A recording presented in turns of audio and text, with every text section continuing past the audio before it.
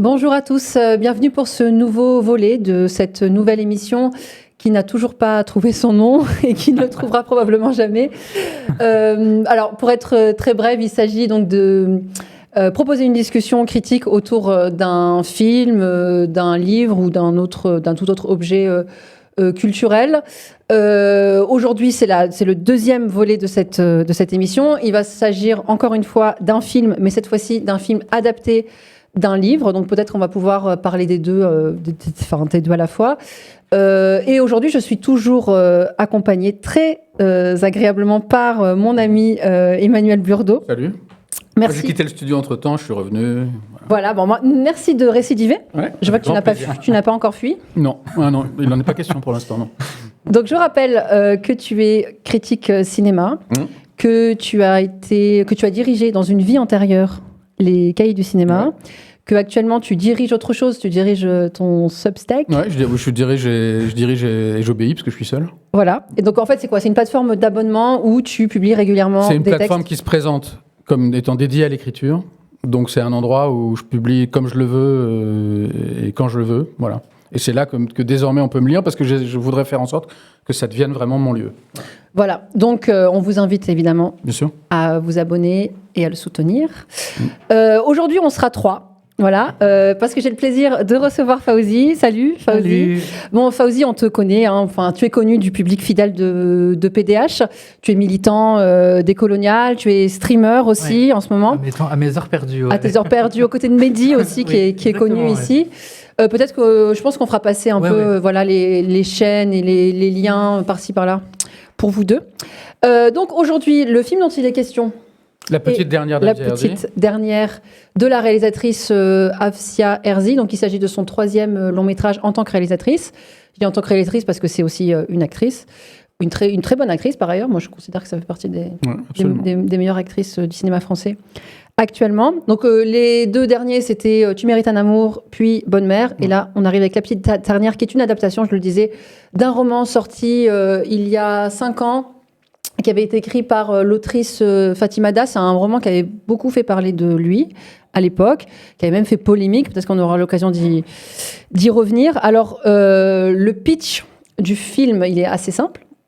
C'est l'histoire donc d'une jeune femme arabe, musulmane, qui vit en banlieue parisienne, avec ses parents, sa famille, qui est une très bonne élève, qui du coup va faire des études de philosophie à Paris, et qui parallèlement à tout cela, je l'ai dit, musulmane, elle est pieuse aussi, et qui parallèlement à tout ça, je dis parallèlement à dessein, parce que c'est très important, parallèlement à tout ça, elle découvre, elle vit, disons, ses premiers émois à la fois amoureux et sexuels en tant que femme lesbienne. Voilà pour le pitch. Alors, déjà, je pense qu'il y aurait beaucoup à dire sur ce pitch en soi, c'est-à-dire avant même de parler de la manière dont le film le traite. Et notamment au regard de ce que j'ai entendu autour de ce film et de ce pitch, qui consiste à dire que c'est une grande première, pour reprendre la couverture de Libération. La couverture de Libération, bon, petite dernière. Alors, pour les gens qui l'ignorent, parce que je pense que beaucoup de gens l'ignorent aujourd'hui, Libération est un quotidien qui fut de gauche. Alors, à une époque, voilà. Au moins jusqu'au fameux Libé 2 de 1981.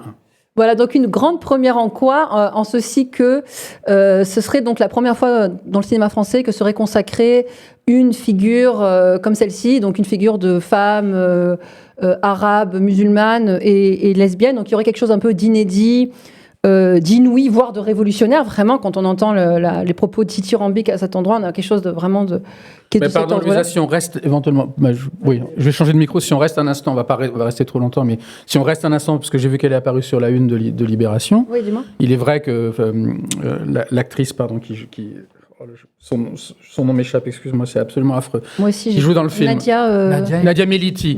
Nadia Meliti, elle a reçu le prix d'interprétation à Cannes, où le film était montré en compétition, donc c'est vraiment pas rien. Et elle est omniprésente dans le film. Oui. Elle est absolument omniprésente. On va évidemment parler d'elle comme actrice. Moi, elle est vraiment très intéressante comme actrice. Bon.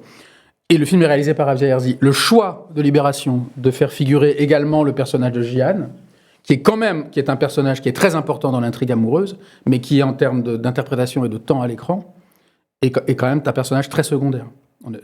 Peut-être vous n'êtes pas d'accord, mais voilà. Si. Je trouve que c'est quand même déjà un choix assez particulier. Et qu'est-ce que tu veux dire par là ? Qu'est-ce que ça raconte ? C'est pas moi qui suis blanc de chez White House, comme dirait Emmanuel Valls, de le dire, mais je sais pas, peut-être que c'est plus facile de faire une couverture avec 2 femmes arabes et une femme d'origine coréenne qu'avec 2 femmes arabes tout court. J'en sais rien. Mais le film ne frappe pas d'abord par ce trio, il frappe d'abord par le duo. Donc là, il y a quelque chose peut-être qui se voudrait unanimiste ou qui voudrait élargir un peu plus le cercle de la pseudo-inclusivité, qui est quand même un choix pas inintéressant. Voilà. Oui, il y a un côté... qui est quand même un choix, disons. Il y a un côté panel. Il y a un côté panel et j'utiliserai sans doute à plusieurs reprises aujourd'hui, ce soir, l'expression qu'affectionnait les cahiers du cinéma, parce que Serge Danet, de poster sociologique. Le film a un côté poster sociologique. Donc, je pense qu'il est temps de le dire, ce ne sera pas un éloge ce soir. En tout cas, pas seulement. Non, mais c'est bien de tuer au moins une partie du suspense. Et aussi, parce que je pense que c'est très important de le dire, tu parlais du pitch et de la manière dont tu le présentes. Oui. Ce film, je pense que c'est une des raisons pour lesquelles nous avons voulu tous les deux, toi évidemment, mais moi aussi, et ce soir, il faisait ces émissions, c'est de ne pas séparer, ou plutôt de redire ce qui est une évidence, qu'on ne peut pas séparer les films de ce qui se dit autour d'eux. Et en l'occurrence, voici un film qu'il est totalement impossible de séparer de la réception, un film dont on peut même penser que sa réception le fait, l'avère, le prouve, et un film, tu as donné ce pitch, mais il est évident qu'il n'y a pas un spectateur sur cette terre, spectatrice, qui se rendra pour voir La Petite Dernière, en ignorant les quelques tenants et aboutissants que tu as donnés. Voilà.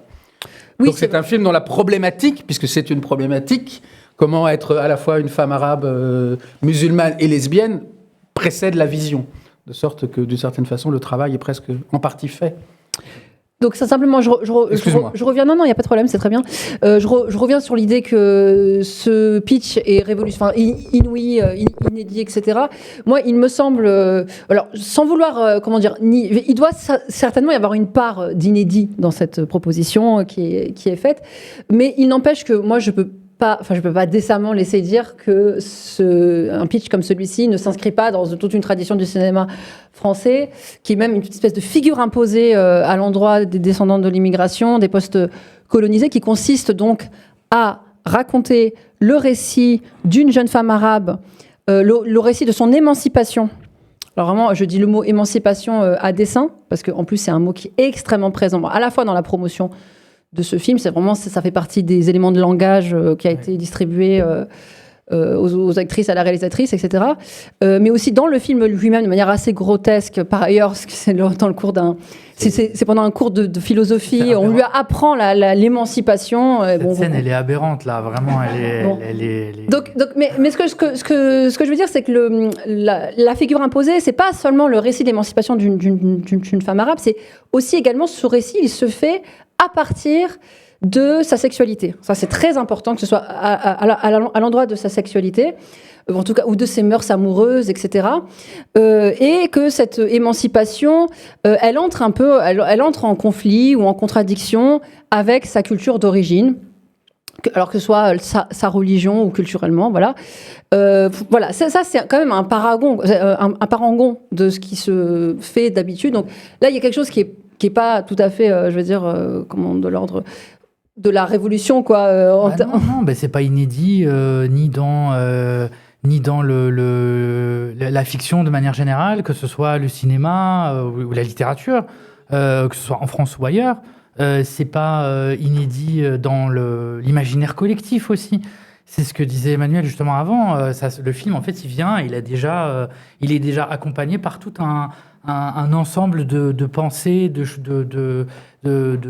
choses qui font que le film, on va le voir et on sait dans quoi il s'inscrit très précisément. C'est en ça que on peut pas vraiment parler de révolution. C'est une volonté de présenter ce film comme une révolution parce qu'il y a un changement de discours. En fait, c'est c'est pas tellement une révolution, mais le changement du discours habituel qui est celui de ma famille est violente, elle va me mettre à la porte à cause de ma sexualité. Dimension qui est totalement absente de ce film aussi. Qui est complètement absente de ce film-là, qui est complètement absente sous cette forme-là. C'est comme ça que je le dirais. Et qui, donc, je dois quitter ma famille, je dois complètement m'immerger dans un autre monde, le monde blanc. Et donc, l'idée voudrait que le film ne s'inscrive pas dans cette tradition-là. Et c'est pour ça qu'on parle de révolution et c'est pour ça qu'on va avoir de l'acclamation. Mais je pense qu'en effet, il y a ce film précisément, en fait, il cherche quand même une forme. Il cherche à négocier quelque chose. Oui. Il cherche à la fois, effectivement, à s'inscrire quand même dans ce paradigme du récit de l'émancipation de la femme arabe par la sexualité, etc. Mais tout en en cherchant du moins à éviter ce qu'on appellerait, nous, les clichés racistes. Et donc, les clichés racistes, qu'est-ce que ce serait ? Ce serait effectivement le fait qu'il y ait une conflictualité ouverte avec la famille, que donc cette famille se montrerait, disons, violente, oppressive. Les grands frères, le père, etc. En l'occurrence, elle n'a pas de frère, déjà. Elle est la petite dernière de 3 filles. En l'occurrence, elle essaie absolument, en fait, d'éviter ça. Et du coup, elle crée plutôt une famille. En fait, moi, ce que je dirais, c'est que c'est un film qui, du coup, va essayer de produire des contre-clichés pour éviter ce cliché, mais donc, en fait, il provoque autre chose. Ce qui fait qu'on a un résultat. En fait, c'est comme ça que je voulais commencer la discussion avec vous. Il est temps, parce que je pense que c'est la manière, mais c'est la meilleure manière d'entrer. C'est de dire que c'est un film qui cherche précisément à ne heurter personne. Vraiment, qui a conscience en vérité, qui n'est pas si innocent que ça, qui a conscience de l'époque dans laquelle il s'insère, qui a pris un peu, je veux dire, qui a pris connaissance des critiques décoloniales, postcoloniales, de la représentation, ce qu'on appelle la représentation des familles immigrées dans le cinéma, mais qui en même temps essaie de négocier quelque chose. Et donc, ce que ça produit, c'est un film dont le fil rouge narratif, moi c'est comme ça que je le décris, le fil rouge narratif consiste à dire, finalement, rien ne s'oppose, rien ne s'affronte, tout peut coexister pacifiquement. En fait, il n'y a pas de problème. Et on a vraiment ce sentiment, moi j'ai le sentiment, d'arriver à un moment où quand le problème est déjà réglé, même d'arriver un peu trop tard dans le film, à tel point que le film presque n'a plus besoin d'avoir lieu. J'ai l'impression de ne pas avoir... que le film n'a pas eu lieu, il présente quand même un peu le problème au début. Il y a la scène, de où elle réagit, elle frappe ses camarades de classe. Ses camarades. Bon, ça, c'est une scène archétypale, du moment où... Mais ça présente son problème de refoulement, parce qu'en fait, elle est trigger par le fait qu'on lui dise « Ah, c'est la lesbienne, et la lesbienne dans votre groupe, vous en parlez pas ». Là, elle est trigger, et donc c'est là où on pose le problème en lui disant en fait, elle a un problème de lesbophobie intériorisée, en gros, c'est comme ça qu'on pourrait le dire, et en fait, il faut qu'elle travaille dessus. Mais le truc, c'est qu'à la fin, c'est pas que c'est pas réglé, c'est qu'en fait, on fait comme si on avait oublié le problème qui est présenté par le film lui-même. Oui, mais tu vois bien que, moi, il me semble qu'il n'y a pas... En fait, si tu veux, le nœud narratif, c'était précisément comment on peut être à la fois concilier l'islam et une pratique lesbienne. Voilà. Comment on peut être à la fois musulmane, pieuse par ailleurs, parce qu'elle fait la prière. C'est pas juste une musulmane, de culture. Elle boit pas d'alcool. Voilà. C'est une musulmane active qui pratique sa religion et qui tient. Je veux dire qu'il y a un attachement. Ouais. Bon, ça, je dis qu'il y a un attachement, c'est surtout par rapport au livre en vérité, mais cet attachement, on n'a pas vraiment accès à ça dans le film. Débute par là.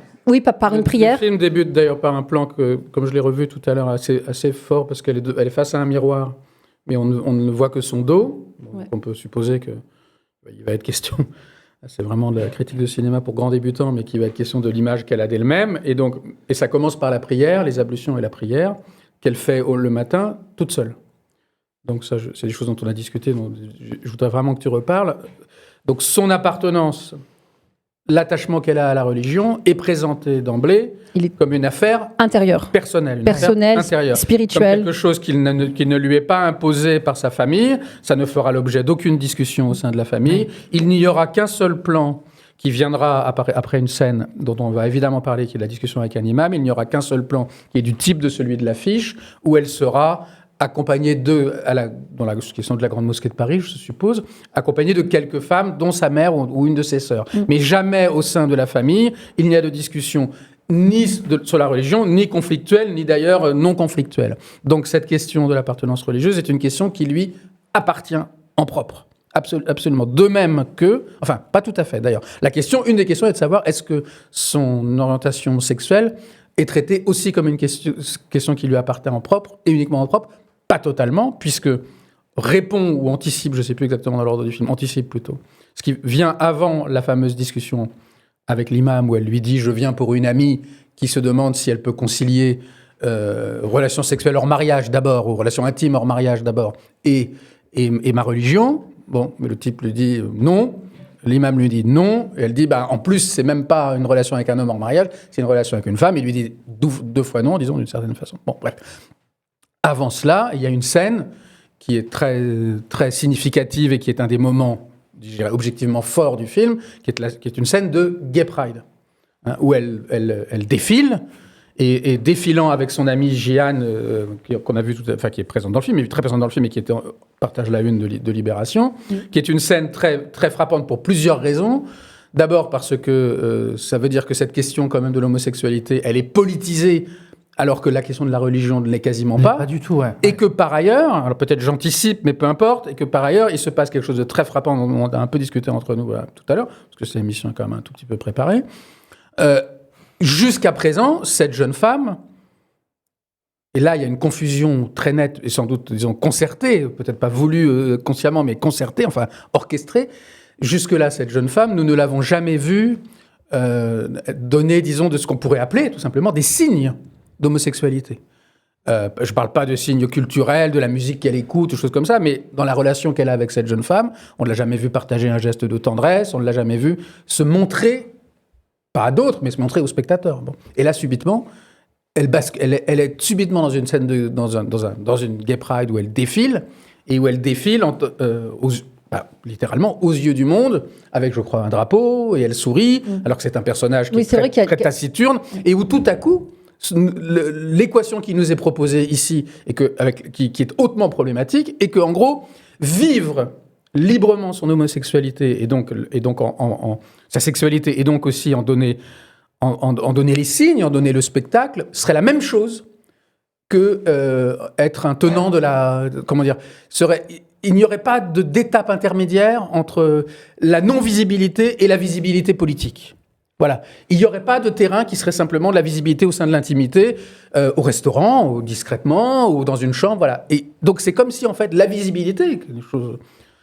Quelqu'un présent ici qu'on ne nommera pas s'intéresse.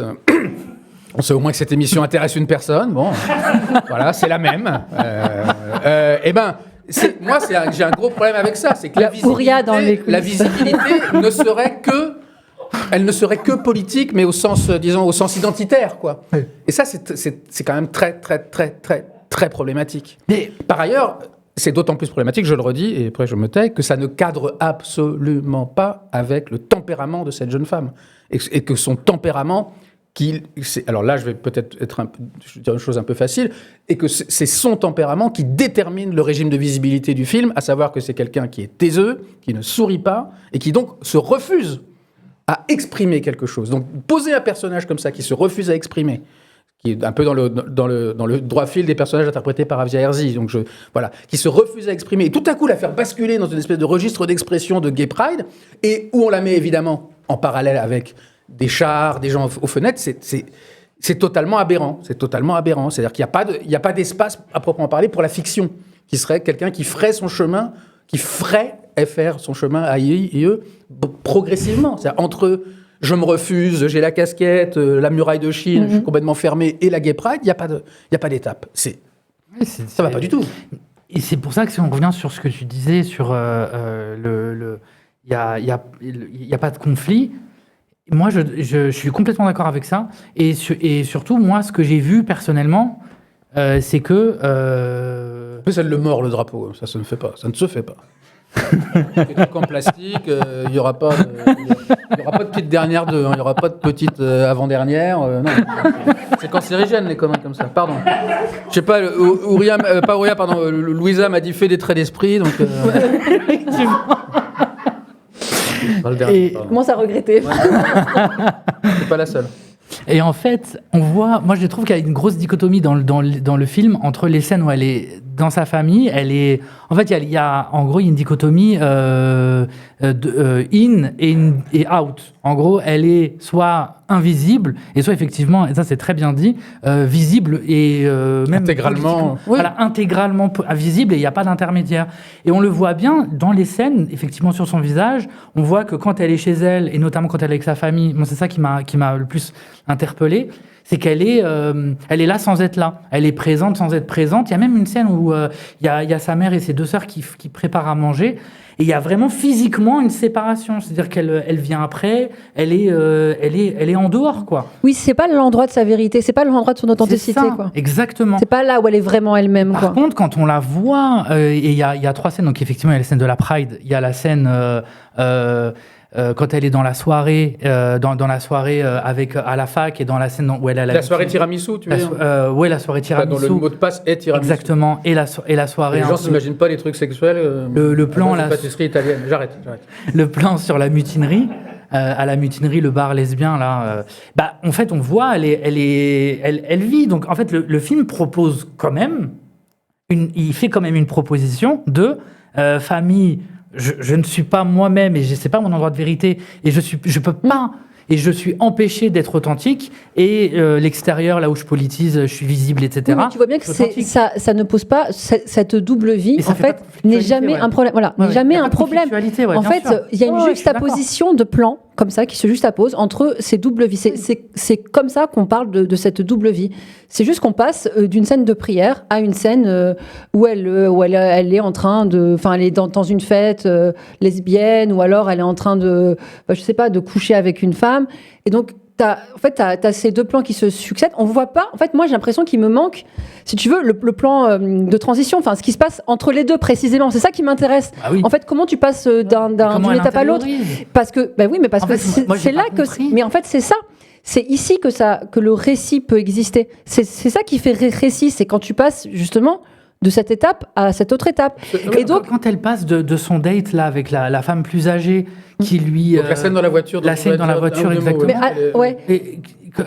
Vas-y. Non, pardon, vas-y, je t'en prie. Quand elle lui apprend, je dirais, il y a ça, c'est un trope très connu chez les dans la communauté LGBT, le rapport l'initiation. Jeune, voilà, exactement, l'initiation jeune-vieux, etc. Ça, c'est un truc classique. Et on voit, et en fait, elle lui transmet des trucs qu'elle a pas l'air de savoir. En tout cas, c'est pas très clair si elle est bien au courant de ça ou pas. Mais en tout cas, il y a un sujet. Et 4 scènes après, sans aucune transition, sans explication, elle est capable, elle y va, elle fait des plans à 3. Enfin, je veux dire. Mais moi, vraiment, attends, non, je reviens juste à ce que je disais avant, mais juste pour te donner à voir ce que ça pourrait être aussi, ces trucs de transition, parce que moi, il me manque des éléments vraiment concrets, factuels, pour comprendre cette histoire. C'est-à-dire pour y être, quoi. C'est-à-dire, d'abord, il y a un truc qui a l'air con comme ça, dit comme ça, mais je sais pas, elle vit chez ses parents. Il se trouve qu'elle a une vie sexuelle épanouie, parce qu'à un moment donné, même elle se transforme en Don Juan féminin. Enfin, je veux dire, il y a vraiment. Si on est juste avec le récit du film, cette phase de Don Juanisme, je ne sais pas si on peut le dire pour une femme, coïncide aussi. Nous est présenté, d'ailleurs peut-être ça aussi ce serait critiquable, nous est présenté comme vraiment comme un pis-aller, puisque c'est le moment où Jeanne a disparu. Oui, mais ça, c'est on comprend qu'elle s'y jette par dépit. Peu importe. Là, c'est pas ma. C'est pas. Ce que je dis, d'accord. Ouais, là, non, mais je veux dire, ça ne va pas rentrer dans le cadre de cette démonstration. Donc, ce que je veux dire, c'est que j'ai un public fidèle là au fond de la salle. Attendez, mais alors, donc, elle vit chez ses parents et elle a donc à de très nombreuses reprises, en fait, elle découche. Voilà, tout simplement, c'est un truc bête. Mais elle découche. Elle ne dort pas chez elle. Je veux dire, moi, je veux la scène où elle rentre chez elle, où sa mère lui dit, mais où étais-tu, ma fille? Je veux dire, même à minima, c'est même pas. Je veux même pas une scène où ça. Je veux dire.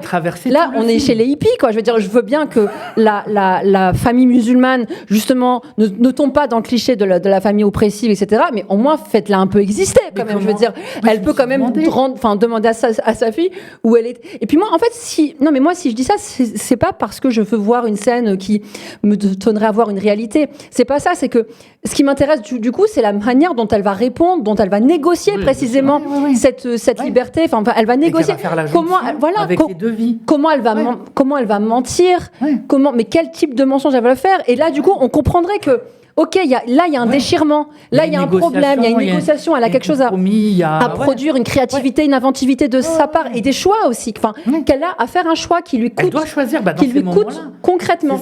Autre chose. Moi j'aurais bien aimé dire un mot à ce propos. Non mais pour une fois, c'est ce que tu dis sur le fait de découcher. Il se trouve qu'il y a un autre film qui est sorti cette semaine, avec lequel il serait acrobatique mais pas inintéressant de comparer le film d'Afsia Herzi. C'est le film de Thierry Cliffat qui s'appelle La femme la plus riche du monde et qui est inspiré de l'histoire de Bettencourt avec François-Marie Bagné. C'est une autre histoire de les représentations tolérées ou pas de l'homosexualité.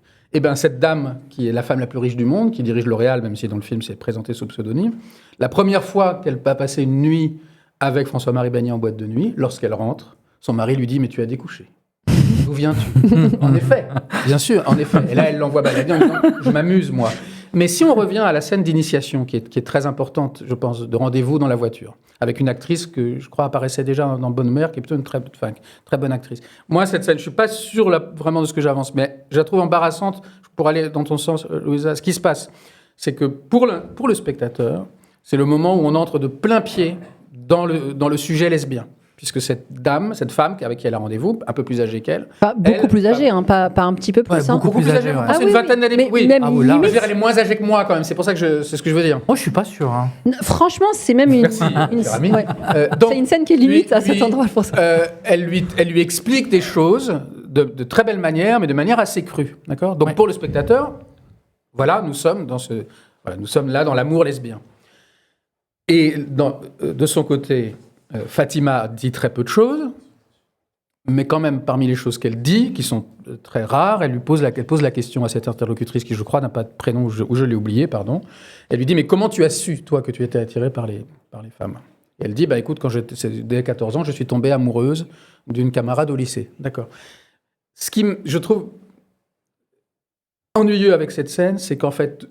Toute cette information qui, en effet, comme tu le dis très bien, fait récit et permet de voir à quel moment notre personnage bascule, invente, formule, c'est tout pris en charge par l'autre.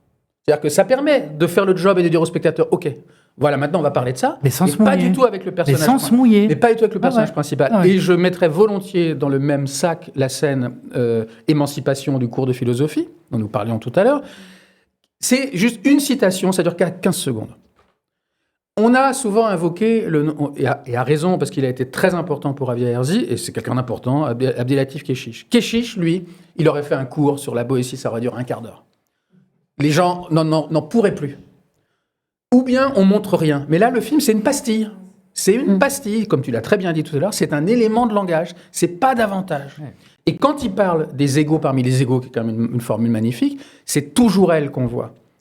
Moi, je suis pas cinéaste et je trouve que c'est toujours... On ne peut pas parler d'un film en disant qu'il aurait dû être différent. Mais là, quand je l'ai vu tout à l'heure, quand j'ai revu tout à l'heure, parce que je l'avais vu il y a un petit peu de temps, je me suis dit, mais pourquoi c'est pas les autres qu'on voit ? Elle, on la voit tout le temps.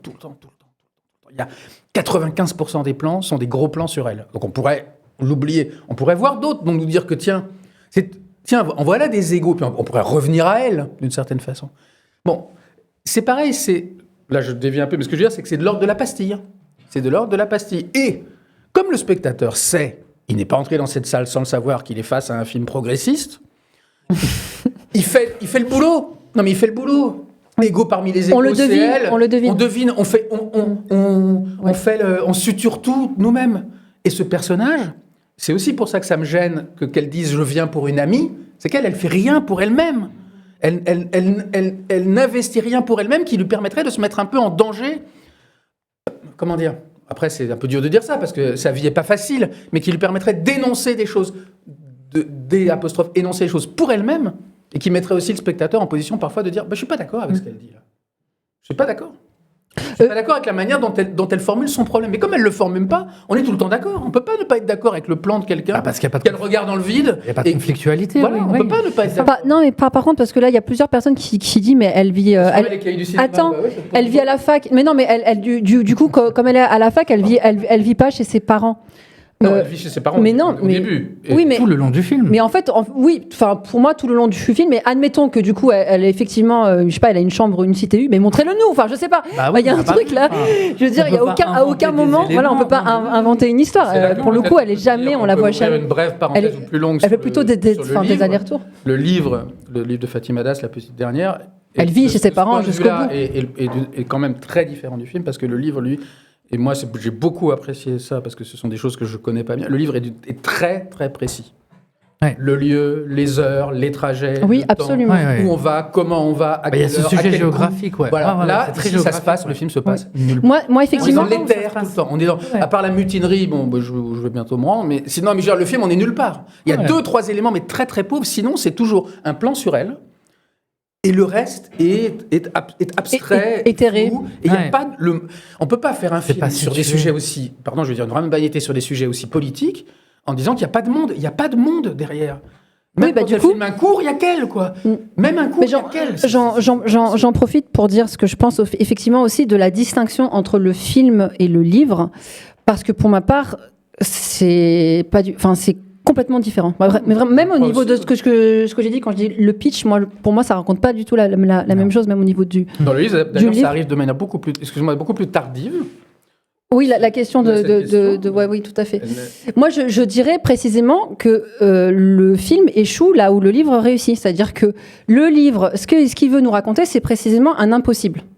C'est-à-dire qu'il y a une espèce de nœud comme ça, qui est ce nœud, effectivement, d'être à la fois d'être une croyante, d'être pieuse, de tenir à sa religion. Il y a un attachement profond, un amour profond pour Dieu, pour l'islam, etc., qui en plus ne s'inscrit pas dans une perspective réformiste. C'est-à-dire qu'il n'y a pas cette idée de il faudrait que l'islam fasse une place aux lesbiennes. C'est pas ça. Il y a vraiment quelque chose. Il y a un nœud, quoi. Il y a un impossible, quoi, qui est tenu et qui qu'elle a elle-même nommé d'une manière qui lui a été fortement reprochée. Oui.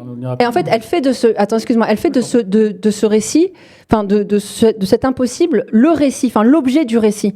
Ouais. Et ça, c'est très beau parce que du coup, elle ne cesse de se dire, en fait, je peux pas raconter ce que j'ai à dire, mais je vais essayer de le dire quand même, et je peux pas le raconter parce que il y a une espèce de contradiction interne à le dire aussi, à dire, mais voilà, je suis lesbienne, mais je sais que c'est un péché, je devrais pas, et en fait, je le dis quand même, et du coup, elle trouve une forme littéraire que je trouve assez forte, assez belle, qui consiste en fait à faire une prière, parce qu'elle écrit comme on fait une prière.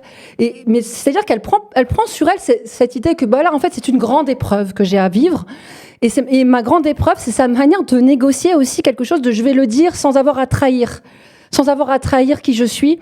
Et donc, elle fait comme ça une espèce de. C'est pour ça qu'il y a je m'appelle Fatima Das. Des sanctions, je m'appelle Fatima Das, en fait, il y a un impossible, du coup, qui est toujours sans cesse recommencé. Et c'est une prière. Elle ne cesse de dire, à l'inverse du film, elle ne cesse de dire des choses. La signification de son prénom. Oui, mais surtout, elle tient. Elle dit beaucoup de choses. Moi, je trouve qu'elle a aussi une intelligence, disons, pédagogique à l'égard d'un lectorat, d'un lecteur, d'une lectrice qui ne connaîtrait pas bien ces choses. Mais surtout. Le livre est d'une intelligence redoutable par rapport à ça. Elle tient à ne pas. Elle explique énormément de choses. Elle tient à ne pas résoudre le problème. Elle ne le résout pas, elle veut pas le résoudre. Et je crois que le film, le problème, c'est que non seulement il veut le résoudre, en fait, il veut traiter la question comme on traite un problème, quoi. C'est-à-dire, on va trouver et qu'en plus, il le résout de la pire des manières, c'est-à-dire en l'évitant, tout simplement. En évitant de le regarder en face, et attends, excuse-moi, en fait, en le déniant complètement, et en érigeant à la place une espèce de fantasme que j'appellerais intersectionnel. Nous, je veux dire, on est PDH, parole d'honneur, on a 15 ans de discussion. Non, mais voilà, on a 15 ans de théorie qui se... Là, je le dis comme ça, l'emporte-pièce, mais en vérité, c'est adossé à des recherches, je veux dire, à des textes qu'on a produits sur la critique de l'intersectionnalité, comme un fantasme de pacification, de pacification des luttes, mais qui est en fait un vœu pieux. C'est-à-dire que nous, on veut bien imaginer on sait bien que c'est un horizon, c'est un bel horizon sur le papier, mais en vérité, ça peut pas être une donnée de départ. C'est-à-dire que si ces contradictions existent, c'est qu'elles ont des raisons d'exister, et que c'est elles qu'il faut en fait travailler au corps, quoi. C'est-à-dire qu'il faut les prendre au sérieux. Ça peut pas être c'est un horizon, mais pas un point de départ. Donc montrez-nous en fait les fondements matériels, objectifs sur lesquels repose cette identité antagoniste et contradictoire. Mais ne nous faites faites pas, voilà, ne nous racontez pas un rêve comme ça qui n'existe nulle part, quoi. Mais je crois que là, pardon, je ne veux pas être trop long, mais je crois que là, on est vraiment à l'endroit où ces émissions ont du sens. C'est-à-dire là, je vais pontifier pendant un instant, c'est à la rencontre entre le cinéma et la politique. C'est-à-dire que le film, il est ce qu'il est, notamment au regard de ce que tu viens de développer, parce qu'il est ce qu'il est aussi cinématographiquement. C'est-à-dire qu'il est totalement imprécis. Il est totalement imprécis. Et là-dessus, moi, je le rattache, je l'inscris vraiment dans la continuité d'une fiction française ou d'un côté un peu téléfilm ou poster sociologique. C'est-à-dire que c'est un film, si on le regarde... Je vais prendre un exemple dans un instant. Si on le regarde au niveau des causalités, c'est-à-dire que le film est en fait construit selon des causalités très simples, très directes, mais qui nous sont toujours présentes, qui ne sont toujours qu'à demi présentées. C'est-à-dire que le film ne se veut pas explicatif parce qu'il ne voudrait pas être dans cette lourdeur. Il n'est pas non plus rempli d'ellipses ravageuses. Il est tout le temps dans la logique un peu de la pastille. Lorsqu'elle sort de la scène, lorsqu'elle sort de l'imam, le plan suivant, qui est construit comme l'écrasante majorité des plans de film, nous montre, en l'occurrence, c'est pas un gros plan, mais donc ça fait quand même exception, nous montre Fatima de dos, en tout cas dans la posture qu'elle a quasiment tout le temps, c'est-à-dire de pensivité. Qu'il ne nous sera pas restitué. Et elle, au fond, Notre-Dame. Elle est sur un pont, elle voit Notre-Dame. Voilà. Bon. Comme toujours, le fond, il y a beaucoup de flou dans ce film, littéralement. Moi, j'ai rien contre le flou, il y a des grands cinéastes du flou, mais là, le flou, quand même, dans la maison aussi, il y a très souvent le père, assis sur le canapé, à travers une espèce de rideau, tous des flous. Bon. Donc, elle regarde Notre-Dame. Alors, elle sort d'un entretien avec un imam, elle regarde Notre-Dame. Comme l'imam lui a expliqué que le problème qu'elle rencontre, elle le rencontrerait avec une autre religion, on peut difficilement penser qu'elle va trouver secours auprès de Notre-Dame. En même temps, la question se la pose quand même un petit peu. Et puis, le plan encore d'après, elle va rendre visite à son ex, qu'elle a un peu salement congédié au début du film, enfin salement, mais quand même en lui disant, encore une fois, 3-4 mots, et elle se jette sur lui, parce qu'elle essaye de se convaincre elle-même qu'en fait, son salut se situe de ce côté, puisqu'on lui a expliqué qu'elle ne peut pas continuer dans cette voie, dans cette mauvaise voie. Bon. Pourquoi, par exemple, pourquoi n'y aurait-il pas de moment où elle lui dirait ça à ce type ? Pourquoi elle ne le lui dirait pas ? Elle lui dirait quoi ? Elle a compris qu'elle ne peut pas continuer et que donc elle va revenir avec lui parce qu'au fond, elle aime peut-être pas les hommes, mais de tous les hommes, c'est quand même encore lui qu'elle aime le mieux. Pourquoi ne pas nous dire ? C'est-à-dire que c'est un film où tout nous est... Et alors, ce à quoi je voulais en venir, et je me tais, c'est que c'est vraiment un film qui est plein de petits trous, mais de pas de gros trous, pour qu'en fait, chaque spectateur, avec ses problèmes propres, puisse y apporter son boire et son manger. Et puis s'y retrouver sans conflit. Sans conflit. Donc il n'y a ni une espèce de logique causale qui serait, moi je dirais en termes cinéphiles, languienne, c'est-à-dire où on est écrasé par la fatalité, ni une espèce de grand trou comme il peut y en avoir chez Keshish ou chez Piala, mais tout est en petits pointillés et on fait le dessin nous-mêmes. Et le dessin, je vais finir là-dessus, c'est par exemple la une de Libé. Il y a plus du film dans la une de Libé que dans le film lui-même. C'est ce qu'on se disait quand tu l'avais vu. Tu avais une très belle formule que j'ai reprise parce que le film n'est pas dans le film. Oui, le film le film, il n'y a pas le film. Le film est à l'extérieur de lui-même, ouais. Tu voulais... Ah ben ça laisse toi, ça laisse pas toi. Je crois que j'ai oublié. Je sais pas exactement, mais je crois que j'ai oublié ce que je voulais dire. Non, mais alors peut-être que... Non, mais parce que là, je vois beaucoup de réactions, des gens ne sont pas contents. C'est bien de réagir. Non, mais parce que... Bon, alors déjà, ce que j'ai vu passer, c'était qu'on... Béatrice Ball, oui. Que c'est c'est un film de cinéma, que c'est juste précisément, c'est pas un film à thèse, et que nous, on veut trop essayer de le ramener... Enfin, de lui faire dire quelque chose de cohérent politiquement et qu'il a le droit, en tant que film, précisément, de ne pas dire des choses cohérentes. Voilà. Bah non. Moi, je pense que... Je veux dire... Si, moi je suis pas d'accord avec ça. Vraiment, moi je suis pas d'accord. La définition d'un film, c'est pas l'incohérence politique. Non, mais en fait, s'il rentre pas dans une case, tu vois ce que je veux dire, un discours politique, on a le droit. Enfin voilà, en gros, il aurait le droit de pas. On peut pas. Mais bon, franchement, ça serait quand même de la mauvaise foi de considérer que ce film ne veut pas être un film politique. À l'incohérence politique, nous pouvons les renvoyer, mais s'ils ont vraiment que ça à faire ce soir, à l'émission de Mediapart, et on verra ce que ça s'appelle. On verra ce que c'est qu'une instrumentalisation. Ce film prête le flanc à l'instrumentalisation. Il faut être un peu plus. Je pense qu'on on veut pas être instrumentalisé, faut être mieux instrumenté soi-même, peut-être. Il y a l'émission Il me Mediapart, semble. et je pense qu'on pourra en reparler, mais même avant ça, le film lui présente des choses. En fait, il y a les trous, et il y a un trou qui m'a parlé pas mal, parce qu'en fait, moi j'ai trouvé que dans le film, il y avait des moments très précis qui étaient plutôt justes dans le rapport qu'on peut avoir dans ces situations. C'est-à-dire, on vient de banlieue, on est soi-même arabe, musulman, etc. Et on va se retrouver dans une soirée comme ça, un peu LGBT, etc.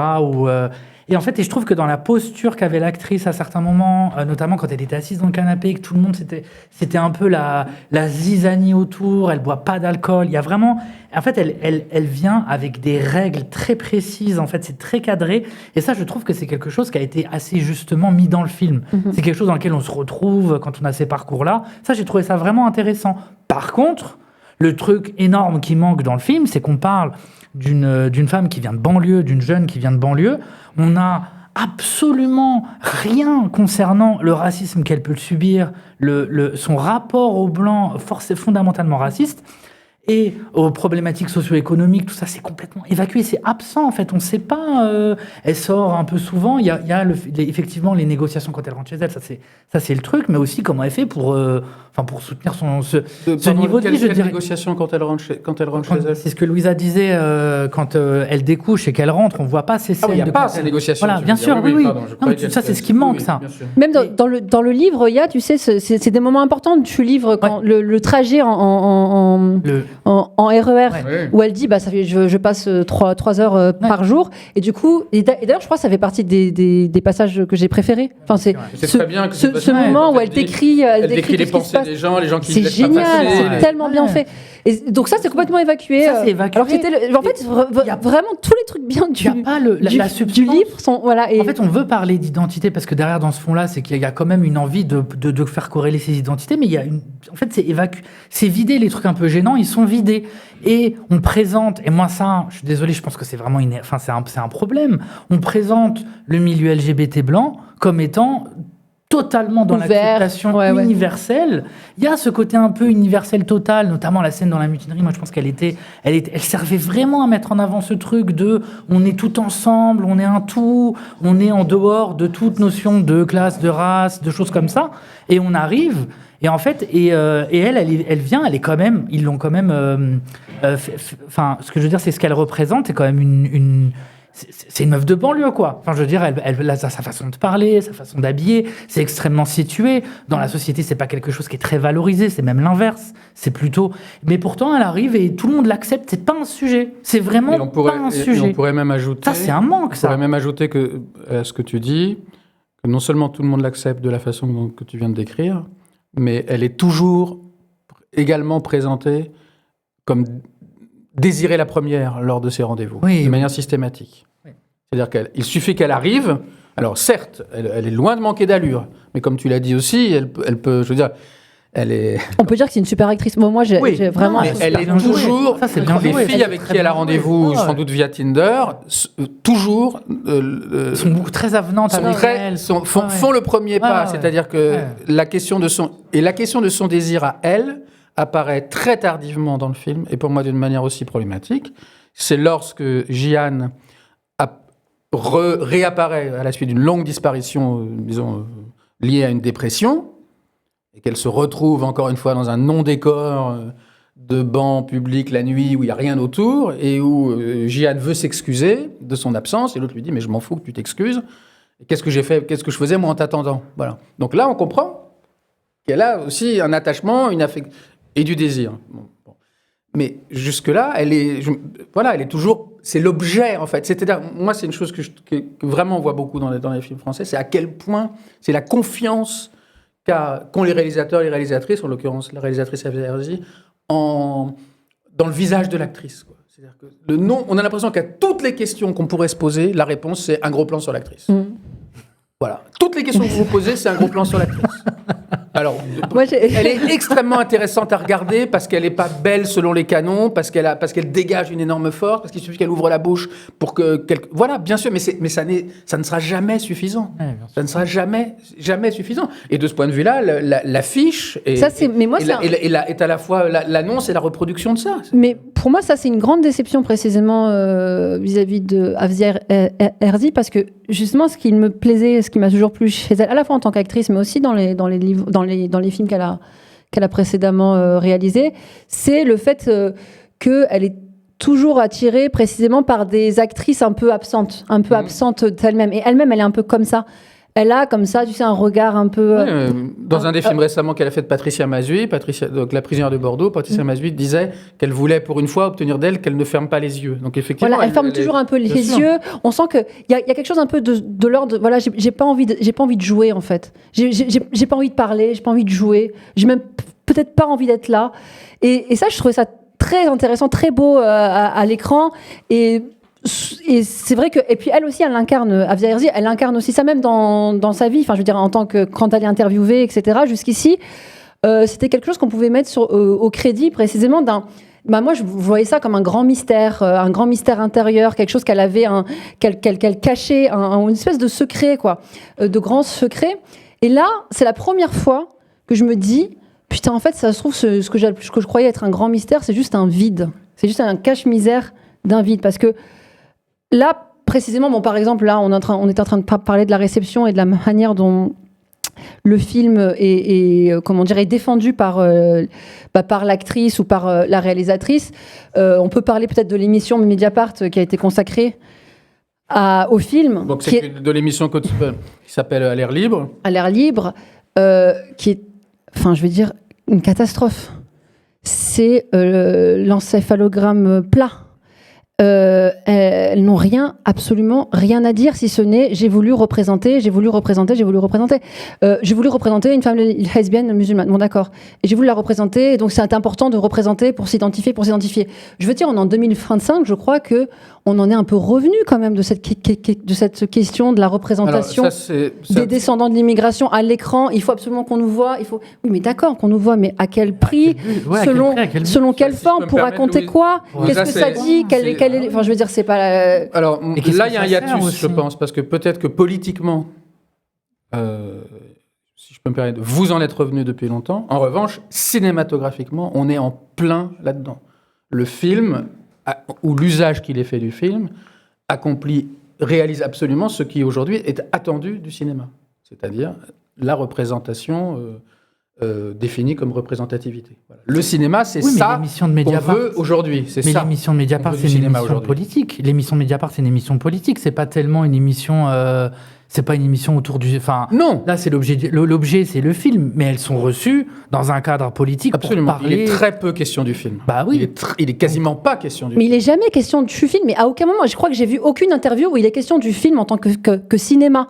C'est-à-dire, c'est un sujet de société, un sujet sociétal, politique, dont il faut parler, et même quand on en parle, c'est pour rien en dire, en fait. C'est-à-dire, moi, je veux bien que, du coup, on parle d'un problème politique, je sais pas quoi, mais alors, qu'est-ce qu'on en dit ? Ce qu'on en dit, ça s'arrête à, il faut qu'on soit représenté. Il faut qu'on puisse exister à l'écran. On dit quand même un peu que y a... en fait, pour moi, le discours quand même de fond de ça, c'est que il y a en fait, la représentation, elle sert à dire derrière, en fait, il existe toutes ces femmes lesbiennes, donc musulmanes, qui sont cachées, qu'on ne voit pas, etc., et sur lesquelles il faut mettre un projecteur. Tu vois, il y a... pour moi, c'est ça que ça veut dire quand même. Il y a ce truc de dire, en fait, elles existent. Il faut que vous sachiez qu'elles existent.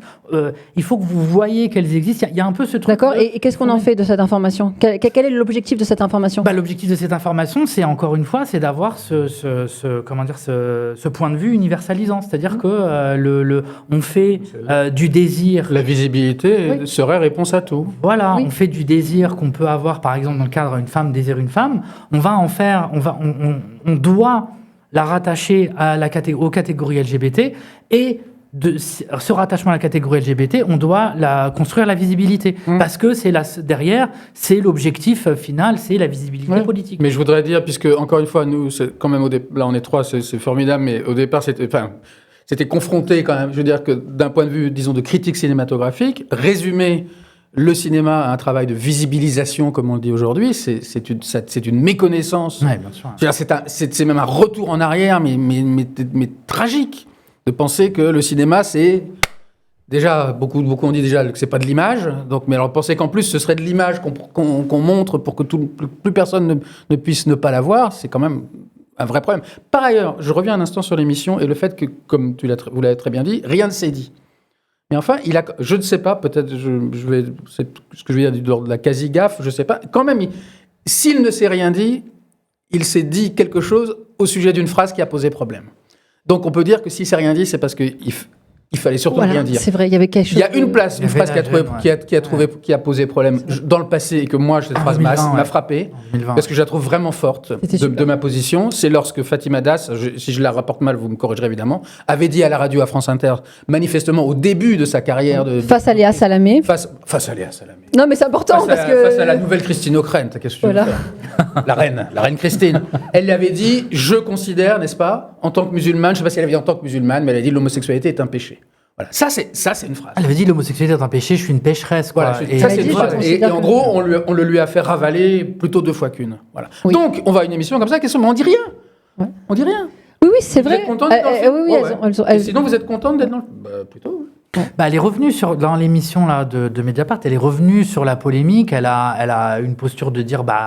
Tu veux dire celle-ci, celle qui est sortie ? Ouais, parce qu'il y a eu 2 émissions Mediapart. Il y a eu une émission Mediapart en 2020 avec Fatima Das. Qui justement était déjà un retour sur cette phrase. Oui. En fait, où elle s'est fait encore piéger par Mediapart, il faut le dire, mais c'est terrible, ça a été d'une grande violence.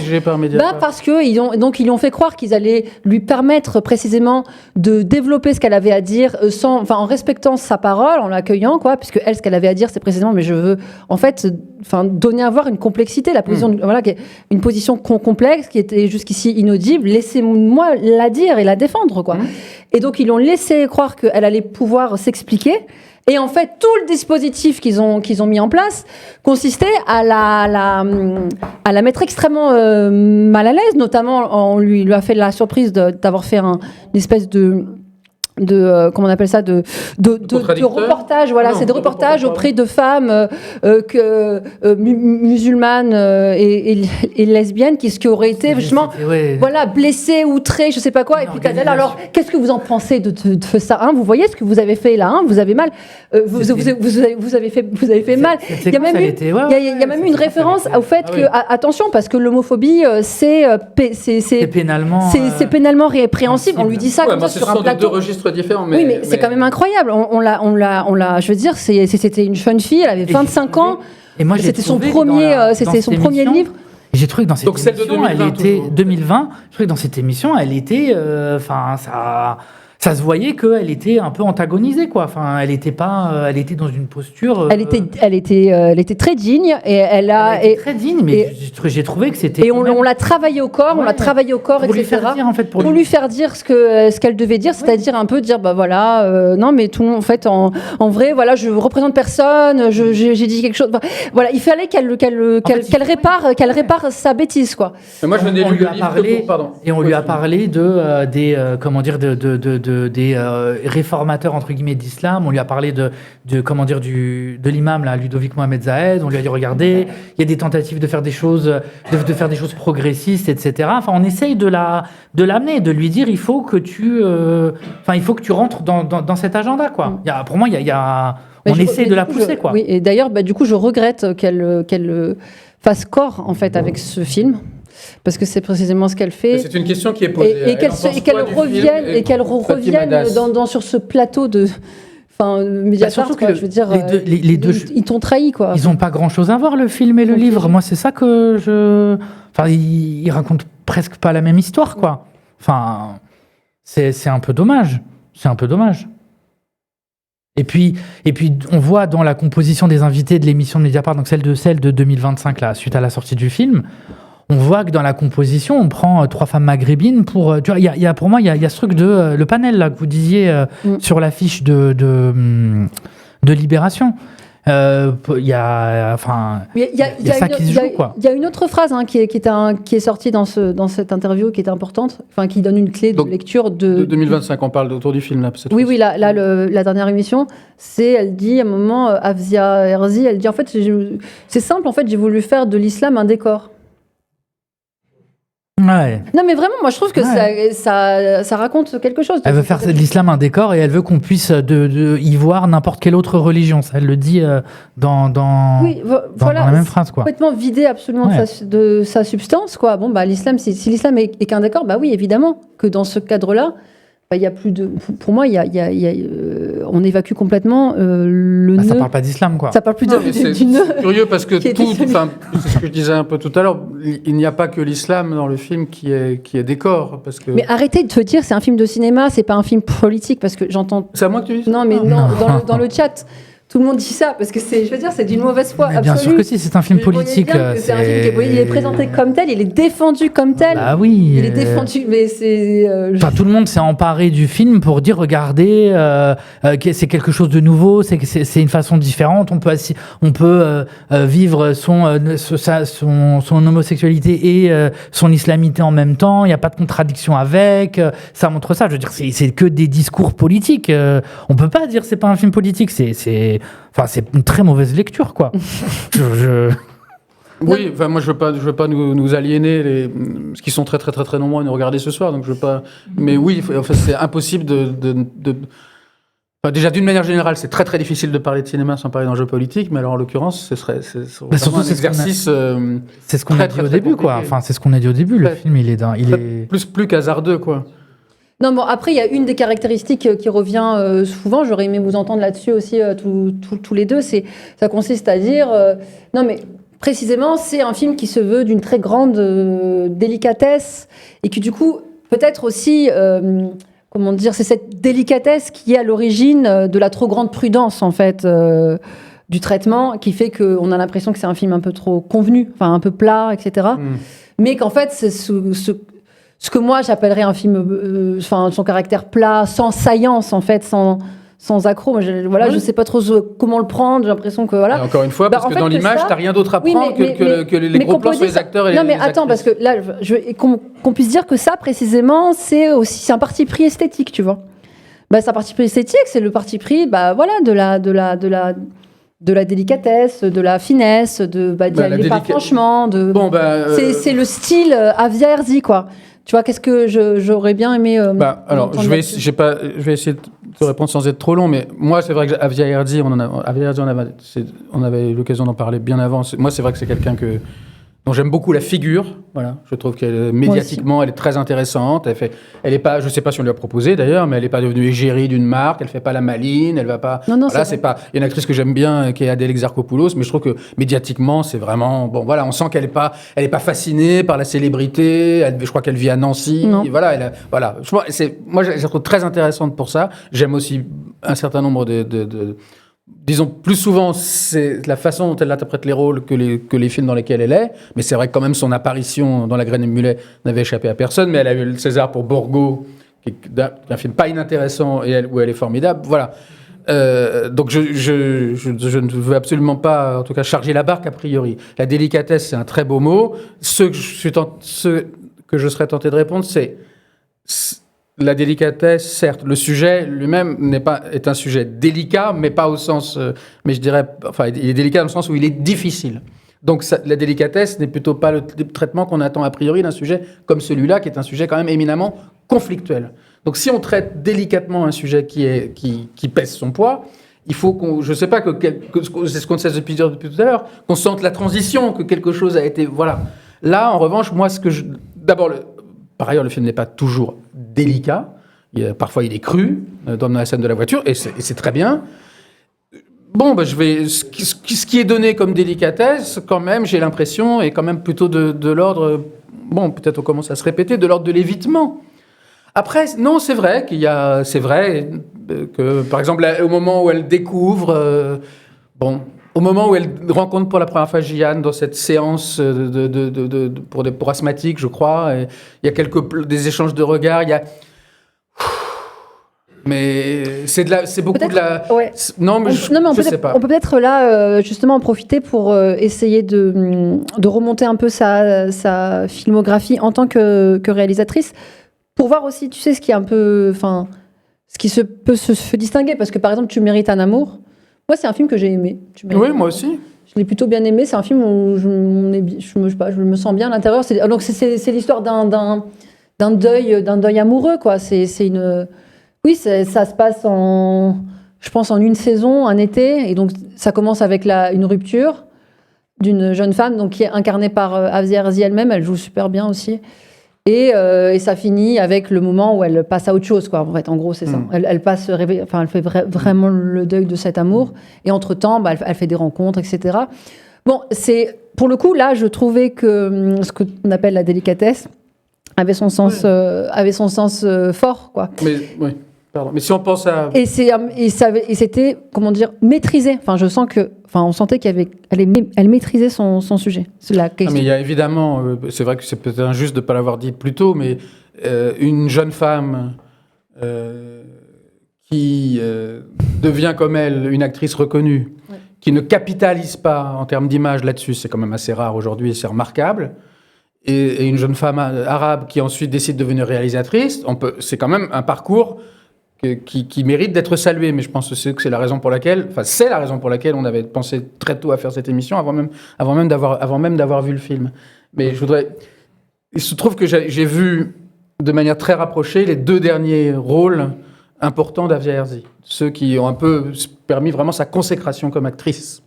D'une part, Le Ravissement, qui est un premier film d'Iris Kaltenbach dans lequel elle joue le rôle d'une femme qui enlève un enfant, qui s'empare d'un enfant, de l'enfant d'une autre. Et d'autre part, Borgo, dans lequel elle joue le rôle d'une femme aussi, qui accepte, disons, c'est une matonne. Une matonne qui rend des services et finit par rendre des services, disons, criminels à certains des prisonniers. Bon. Et j'avais repéré, j'en avais même fait un petit texte sur Instagram, que le point commun entre ces 2 films, hormis la présence de Herzi, qui est quand même une actrice vraiment remarquable, mais une fois de plus, disons-le une fois de plus, c'est que nous avions 2 personnages dont les motivations ne nous étaient jamais...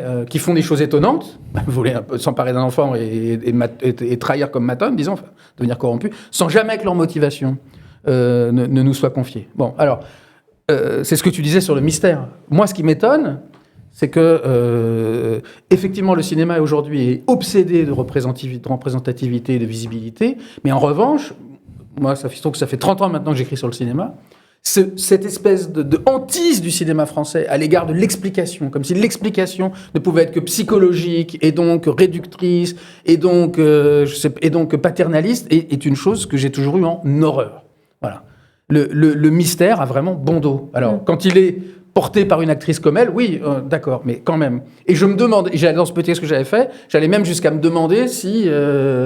d'une certaine façon, le cinéma français n'acceptait les stars, disons, d'origine arabe qu'à la condition, quand même, de les...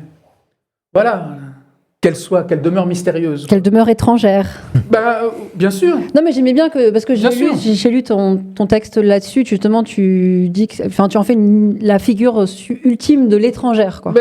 Oui, mais en fait, bon, il se trouve que ça n'est pas réservé à Afzia Herzi, bien sûr. Mais c'est quand même tu te demandes vraiment pourquoi. Par ailleurs, le film, j'ai fait un peu plus attention tout à l'heure en le revoyant, je trouve que le film est assez bien écrit, les dialogues, c'est assez drôle, comment elle utilise les du-coup, tout ça, c'est assez... Mais pourquoi... Là, tu parles de quel film ? Là, je parle, pardon, de la petite dernière. Mais pourquoi par exemple, la discussion avec la mère à la fin, je ne sais pas si on a déjà parlé ce soir, parce qu'on a discuté aussi avant. Non, on n'a pas parlé de ça. La discussion avec la mère qui clôt le film, et où il nous est expliqué à demi-mot que la mère peut-être a compris... Mais pourquoi forcément du demi-mot ? Je veux dire, mais alors peut-être quelqu'un répondrait que c'est une histoire de vraisemblance et qu'entre une fille et sa mère, les choses ne se disent pas. D'accord, mais la vraisemblance n'explique pas tout. C'est une scène difficile à réussir, ça, une scène où elle lui dirait. D'ailleurs, ce qui est marrant, c'est que la seule chose qu'elle commence à lui dire, c'est que, bon, c'est assez Oui, mais beau, là, c'est qu'elle commence à écrire mais là, un roman. Tu changes quasi le scénario, parce que là, précisément, non, mais c'est vrai. Non, mais tu as raison. L'enjeu, je veux dire, la plus-value, si tu veux, de ce type de récit, c'est de donner à voir quelque chose qui ne se dit pas, mais qui se vit. Bon, c'est ça aussi la contradiction qui se vit un peu dans le secret de la vie, donc quand on est dans le cadre communautaire de la famille et qui par ailleurs peut exister dans un autre cadre, quoi. Donc si tu enlèves ça, si tu veux faire un coming out, je veux dire, du coup là pour le coup on tomberait vraiment dans le cliché, dans le grand cliché, classique. Exactement. Donc ça, même si cette scène-là elle renvoie à ça mécaniquement, c'est-à-dire le fait que la mère elle questionne autant. Oui, ça c'est étonnant quand même. Ça c'est quand même un truc. Ça renvoie au coming out, c'est-à-dire que la scène elle renvoie inconsciemment au coming out et au fait de dire regardez. Vous avez l'impression que je vais faire un coming out dans mon film, mais en fait je le fais pas. Mais ce qui est quand même curieux, et ça d'ailleurs c'est une différence avec le livre, parce que dans le livre il n'y a pas de maillot qui est donné, c'est des bijoux. C'est elle qui en parle, d'ailleurs c'est Fatima Das qui en parle dans l'émission Mediapart. Mais moi je trouvais ça mieux qu'elle donne des bijoux. Mais c'est encore un truc de réconciliation. C'est ça. Le film il veut réconcilier. Exactement. Il veut dire c'est tout est possible. Mais du coup il raconte plus rien. Exactement. En fait. Il raconte plus. Il y a plus de problème. Parce que la mère à la fin, elle questionne, elle dit dis-moi. Et le fait qu'elle lui donne le maillot, ça donne cette sensation en sous-entendu que la mère a tout compris et donc que le personnage serait dans une, on va appeler ça le placard de verre. Oui, c'est-à-dire mais moi je trouve ça bien qu'elle ne dise pas. Hein, oui. Super. Mais là, ce qui est curieux, c'est le questionnement. En fait, c'est curieux, c'est qu'on sent que la mère attend qu'elle parle. Qu'elle lui dise. Alors ça. Mais non, on a l'impression quand même que le maillot de foot, il a été emballé en cours de scène ou qui vient parce que je dis pardon en plaisantant, mais parce que quand j'ai revu le film tout à l'heure. Mécaniquement, j'ai pensé qu'il y allait y avoir deux scènes différentes, puisqu'au début de cette scène, qui s'avère être la dernière, donc il n'y en a qu'une, la mère lui dit « Ce serait intéressant peut-être que tu apprennes à faire ces madeleines que tu aimes tant pour ton chéri. » Donc soit la mère est particulièrement rusée, ce qu'elle peut être, mais enfin en tout cas au début de cette scène, aucun signe ne nous est donné. Ou alors c'est qu'elle provoque un peu sa fille, mais sa mère jusque présent, elle plaisante, elle est joueuse, mais c'est pas tellement dans le registre, je dirais. Et 4 minutes plus tard, alors que Fatima n'a quasiment rien dit, sinon qu'elle écrit un roman et qu'elle a commencé à pleurer, elle lui apporte un maillot enfin cliché pour cliché, si je puis dire, n'est pas raccord avec la question d'apprendre. Et c'est quand même étrange. C'est qu'elle a fait tout le travail. Bon. Moi, surtout, c'est l'insistance de questionnement de la mère, alors qu'après, elle lui offre le maillot pour lui dire, en gros, je t'ai vue, je t'ai comprise. Exactement. Mais en même temps, il y a le questionnement. Je veux dire, en fait, dans ce cas-là, elle lui donnerait le maillot, puis classe. Enfin, je veux dire. Moi, je pense qu'il y a une scène dont on n'a pas parlé, qui me semble la meilleure scène du film, la plus intéressante, parce que je crois que c'est la seule fois où il y a véritablement un antagonisme. Et qui par ailleurs se produit toujours en douceur. Moi j'ai pas de problème avec ça, mais c'est la scène avec l'imam effectivement où elle va voir l'imam et donc il y a ce moment où il fait comprendre. Bon moi tu l'as dit ici, je me souviens pas si tu l'as dit ici ou tu l'as dit en off. 5 heures qu'on parle entre nous. Non mais sur cette idée qu'en fait elle dit qu'elle vient pour une amie. Bon, je l'ai un peu dit ici, mais moi j'aimerais. Moi je trouve que c'est bien je comprends tout à fait qu'elle le dise et je pense qu'il y a quelque chose de l'ordre de la pudeur. Il y a un contrat de pudeur entre elle et l'imam et que l'imam respecte. Mais pour dire une chose, cette pudeur-là, alors qu'il a compris qu'elle parlait d'elle. Oui, mais pour dire une chose d'une extrême banalité et simplicité, la pudeur, ça marche dans un film en tout cas, ou dans la vie peut-être aussi, je crois d'ailleurs, ça marche dans les deux sens. C'est-à-dire qu'en gros, tu ne dis pas parce qu'on ne sait pas ce que tu dirais si tu le disais, tu ne dis pas parce qu'on a très bien compris ce que tu dis. Et je pense que le film joue tout le temps là-dessus. Voilà, c'est de l'indétermination entre les deux. Voilà. Oui, mais ce que dit quand même... Le silence, c'est quand même une facilité. Ce que dit l'imam est très clair. Non, mais pas dans cette scène-ci. Mais du coup, ça, je veux dire, c'est contrebalancé par un propos qui est quand même assez clair. Bon, et qui par ailleurs, ça c'est pour ça que je dis que ça fait partie des scènes qui m'ont beaucoup intéressée, parce que ce que dit l'imam ce qui est attendu normalement dans le discours islamophobe, pour le dire grossièrement, ou pas islamophobe, classique, mais en tout cas classique, quoi, tu vois, c'est qu'on s'attend à ce que l'imam lui dise elle est plus musulmane, c'est l'apostasie. Il va l'apostasie, c'est terminé, bien sûr. Et ce qu'il lui dit, en fait, c'est courage, ma fille, quoi. Courage, c'est une épreuve. Ça ne fait pas de toi moins une musulmane que qui que ce soit d'autre. C'est une grande épreuve. Bien sûr. Il faut que tu cesses quand même. Non, mais voilà, en même temps, à un moment donné, il faut l'entendre aussi. Bien sûr. Si à aucun moment devant le film, on entend quelqu'un lui dire que l'islam c'est incompatible, du coup, on comprend pas où est le problème. Donc, il faut attendre ce moment-là pour qu'on saisisse quand même. C'est vrai que c'est une scène où les choses, pour le coup, sont dites de manière parfaitement limpide. Absolument. Mais après, la scène, elle est pas utilisée. Enfin, on va pas beaucoup plus loin que ça après, quoi. Enfin, je veux dire, il y a pas. C'est pas quelque chose. Enfin, moi, il y a la scène après où elle va revoir son copain, etc. Enfin, son ex. Enfin, je sais pas très exactement comment on peut l'appeler. Mais finalement, il y a pas de. En fait, on voit pas de conflictualité interne.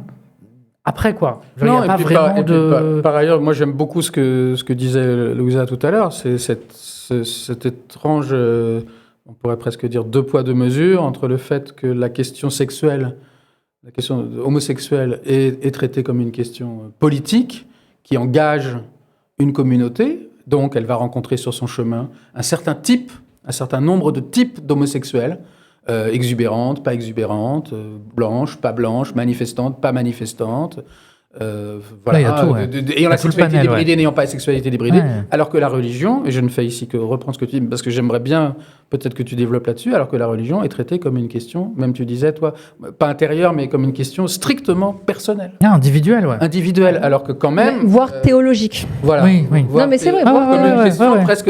En fait, quand elle va voir l'imam, elle voudrait résoudre pour elle-même un problème théorique. Oui, c'est ça. Pas un problème de vie. Concret, pratique, matériel. Là, il y a quelque chose de... Et alors, pardon, je ne veux pas trahir une chose que tu m'as dite tout à l'heure, mais que je trouve absolument passionnante, et qu'on pourrait presque dire que là, il y a une importation de questionnements très très blancs, parce que au fond, peut-être que chez une personne comme la Fatima du film, en vérité, si elle était décrite comme en vérité quelqu'un comme elle vit, ce serait l'inverse, en fait, peut-être plutôt. Que ce serait la question religieuse qui serait une question éminemment communautaire, sociale et politique. Ce serait tandis que la question sexuelle, en tout cas, il y aurait une inversion peut-être pas terme à terme, alors que la question sexuelle serait davantage une question réservée. Tu vois le problème que je t'ai signifié tout à l'heure, qu'on a fait l'émission avant l'émission. Tu vois ce que ça donne ? Non, mais parce que du coup, tu dis... Pardon. Et moi, maintenant, j'ai plus besoin de le dire. Non, mais parce que... je pense que tu pourrais le redire beaucoup. Non, mais moi, du coup, je le disais plus parce que comme je sais plus ce que j'ai dit. Bah oui, mais... Je saurai pour la prochaine fois qu'il faut pas faire l'émission avant l'émission. Parce que, étant donné que je l'ai déjà dit, du coup, voilà, le truc est plus là. Mais non, mais tu l'as très bien, je pense que tu l'as... Mais moi, j'avais envie que ce soit dit parce que je trouve que c'est fondamental que la politique ici ne soit placée qu'à un seul endroit. Et peut-être aussi... Je ne sais pas, que pour un public, disons, auquel j'appartiens plutôt sociologiquement, c'est quelque chose de très rassurant, ou je ne sais pas, j'en sais rien en fait, mais, ou pas j'en sais rien, mais de se dire qu'effectivement, à aucun moment de son père ou de sa mère ne lui vient une remarque qui pourrait, même si il y a, d'ailleurs c'est pas inintéressant, il y a du conflit dans la famille, il y en a tout le temps, mais uniquement avec les sœurs. Ouais. Jamais avec les parents. Uniquement avec les sœurs, donc sur le mode frère-sœur, c'est-à-dire de la taquinade, des choses, mais quand même. C'est des petites... c'est des conflits mineurs, quoi. C'est pas des conflits... On n'oublie pas totalement que ça peut se disputer, mais ça reste bon enfant, comme c'est souvent. Non, moi, je voulais dire une autre chose qui me semble... je veux dire, qui touche pas ce film en particulier, mais qui est un truc un peu plus général, c'est que je me fais cette réflexion souvent, je me rends compte qu'en fait, à chaque fois qu'on a besoin de faire le récit des postes colonisés, on va toujours chercher le plus petit dénominateur commun de ces communautés. C'est-à-dire, du coup, la figure dissidente, absolument. Donc, la figure qui a précisément... qui a du mal à appartenir à sa communauté. Alors, soit parce qu'elle est lesbienne, soit parce que, je sais pas, elle a un tempérament d'une femme émancipée, je sais pas quoi, soit... je veux dire, c'est toujours... à cet endroit-là que là, on peut faire le récit fictionnel de quelque chose. Mais nous, sinon, je veux dire, on peut pas imaginer un processus de subjectivation de l'arabe en France qui ne passe pas précisément par le fait qu'il n'appartient pas complètement à sa communauté, quoi. Ça peut pas être quelqu'un qui est parfaitement voilà, qui a pas de problème, comment dire, d'appartenance ou de loyauté. À partir du moment où il est comme ça, en fait, il n'a pas le droit à la fiction. Il devient une espèce de masse. En fait, c'est les Arabes, enfin, c'est un groupe. Non, mais c'est les Arabes. Il ne peut plus être un individu dont on raconte l'histoire. Tu vois, et lui, il n'a pas le droit à la fiction. Et tu disais tout à l'heure, quand je te l'ai dit, tu m'as dit bah oui, parce que lui, on veut pas le récompenser, parce qu'en fait, lui, on va pas le récompenser d'être parfaitement à sa place, d'être parfaitement à l'aise, à appartenir à sa communauté. Ça a peut-être existé un peu, ça me revient tout à coup là, dans la vogue de ce qu'on a appelé le film banlieue ou le banlieue film milieu des années 90. T'as des exemples précis ? Les premiers films de Jean-François Richet, les premiers films de Rabat Merzaimesh, j'allais dire La haine, mais je ne l'ai pas revu depuis la sortie, donc je ne peux pas dire. Mais c'était des groupes. C'était des groupes, quand même. C'était toujours des groupes. Moi, ça me fait penser, quand tu dis ça, en fait, quand tu dis il y en a un qu'on ne veut pas mettre en avant et un autre qu'on veut mettre en avant, c'est que moi, en fait, quand tu dis ça, ça me fait penser à un truc particulier. Je me dis, il y a souvent... en fait, on n'a aucun problème à considérer qu'il va y avoir certains films, en plus ça revient avec la critique de ces débats politiques, il y a certains films dans lesquels on va vite voir qu'il y a un soft power, c'est-à-dire qu'il y a quelque chose de très large derrière, d'idées qu'on veut faire avancer. Et dans le délire du soft power, on comprend très bien quand on pense aux films américains sur la guerre, les méchants russes, les méchants arabes, les méchants chinois, etc. Et ça, en fait, cette critique-là du soft power par le cinéma, on la comprend très bien sur ces sujets-là. Mais sur un film comme ça, quand on va dire, en fait, le film, il avance aussi un agenda politique, que ce soit consciemment par toute la production, notamment la réalisatrice, ou inconsciemment parce qu'il s'inscrit dans un discours politique plus large, ça, c'est inaudible. Moi, je trouve ça pas normal, parce qu'en fait, on voit bien que le film, il avance un message bien spécifique, qui est celui de dire le message intersectionnel de ton identité lesbienne, ton identité, ton islamité, peuvent sans aucun conflit cohabiter. Il n'y a pas d'impasse, il n'y a pas de problématique. Tout non. Et pour moi, ça c'est aussi en fait un soft power. Et c'est pas, je dis pas ça de ma tête, quoi. Moi, je me réfère à j'ai ce livre. Je sais pas, elle est où la caméra ? Peut-être elle est là ou elle est là. Le livre de Joseph Massad, Designing Arabs, que j'ai lu il y a pas très longtemps. Il dédie 2 chapitres au rôle que la fiction a à l'exportation des identités sexuelles, et qui sont, en fait, la fiction accompagne ce mouvement-là. Alors lui, il en parle de manière internationale du point de vue nord-sud, dans le cadre de l'impérialisme global, mais ce que je veux dire, c'est qu'on peut aussi voir ça comme une volonté, là, d'exporter ça dans la banlieue, qui est un sujet de fond sur les identités sexuelles. Je veux dire, c'est quand même c'est quelque chose qui travaille tout le monde. Il faut aller libérer les homos. Je veux dire, quand on prend les discours qu'avait Ni pute ni soumise sur le sujet des homos, par exemple, de toute façon, les parallèles entre le féminisme et le mouvement LGBT, du point de vue de la banlieue, et le traitement est le même. Je veux dire, on fait la même chose. Il faut libérer, il y a les oppressions, les familles oppressives, etc. En fait, pour moi, le film, il s'inscrit quand même là-dedans. Je veux dire, même si on essaye de dire c'est différent, etc. Non, on raconte à la fin une histoire. On a changé un peu la modalité. L'islam et la famille sont plus les grands méchants, mais on arrive à composer avec. Mais quand même, le propos à la fin est le même. À la fin, c'est l'émancipation. Comme la référence à la Boétie, la servitude volontaire, tout ça, il y a tout. Quand même, je trouve qu'à la fin, le film, moi, c'est comme ça que je l'ai reçu, en tout cas. Moi, personnellement, c'est comme ça que je l'ai reçu. À la fin, je me suis dit, oui, en fait, à la fin, il faut que je me libère, quoi. Mais c'est fait ou pas ? Ça dépend de temps. Je laisserai le suspense pour une prochaine émission. Non, mais c'est vrai, parce que la question de l'émancipation, elle se pose toujours à nous du point de vue de l'émancipation, enfin du point de vue de la culture d'origine, de la communauté d'origine, et elle ne montre pas ce que la prédation en face. Ah oui. C'est-à-dire que, bah oui, mais bon, se libérer, mais pour être exposé, en fait, à la prédation de l'État. Pourquoi je voudrais plus m'émanciper de ma famille Pourquoi je voudrais plus m'émanciper de ma famille que m'émanciper du racisme, en fait? C'est pour ça qu'en vérité, en fait, en grande majorité des cas, on ne s'émancipe pas de nos familles parce qu'on a une intelligence fine de nos intérêts et on sait qu'en fait, il vaut mieux négocier. Bien sûr. Il vaut mieux négocier. Trouver des modalités de coexistence. Notre part de liberté pour pas se retrouver. Exactement. Comment dire pour pas se retrouver, à l'affût. Enfin, je veux dire, sans recours.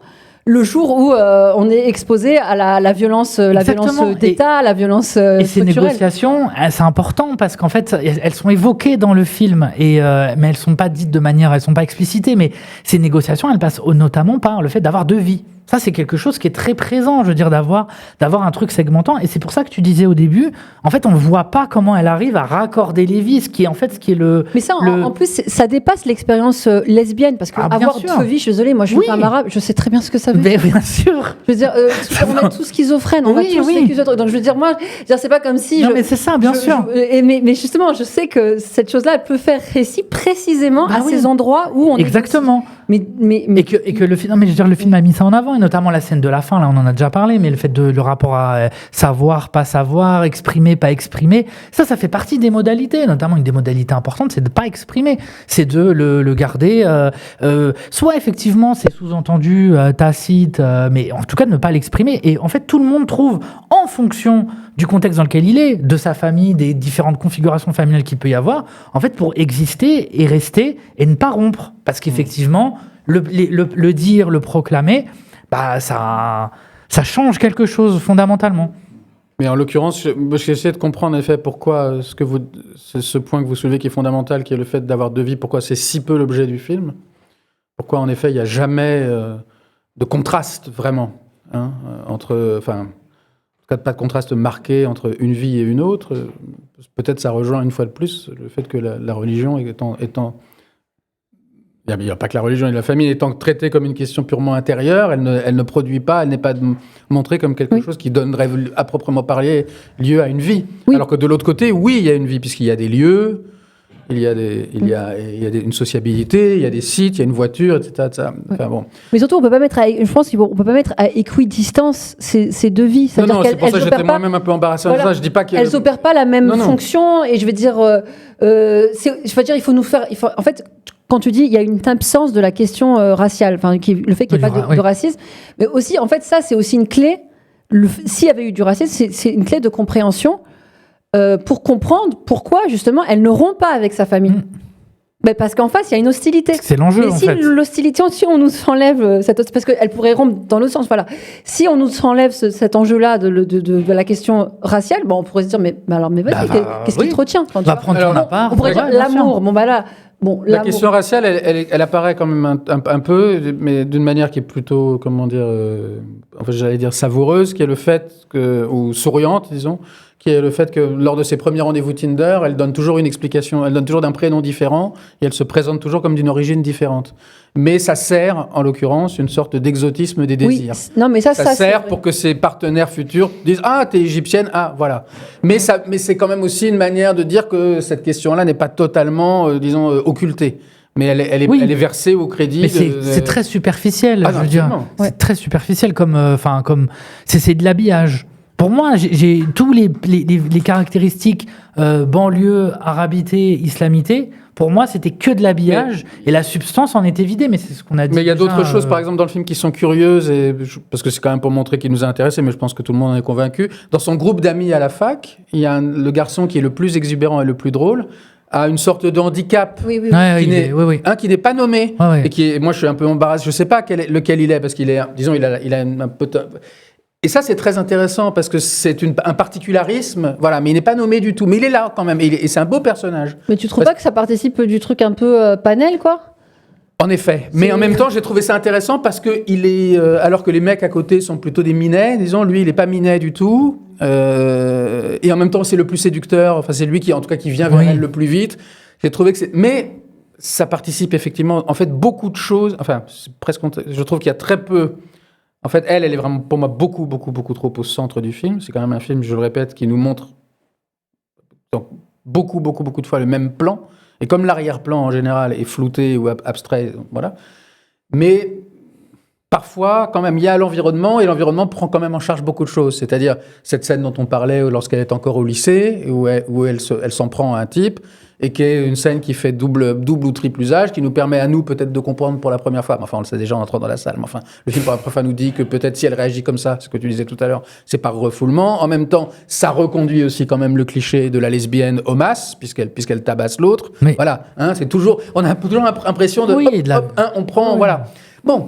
Et c'est dommage parce que il y a dans la salle de classe, il se pourrait se passer des choses aussi. Elle est d'ailleurs assise à côté d'un acteur qui est très très très intéressant, qu'à l'évidence Afzia Herzi a rencontré ce tournage de Borgo où il jouait le rôle d'un petit mec dont on s'apercevait qu'en fait c'était un vrai voyou. Et là aussi, il joue une espèce de petite frappe. Donc il y a des trucs, il y a des trucs à voir quand même. Voilà.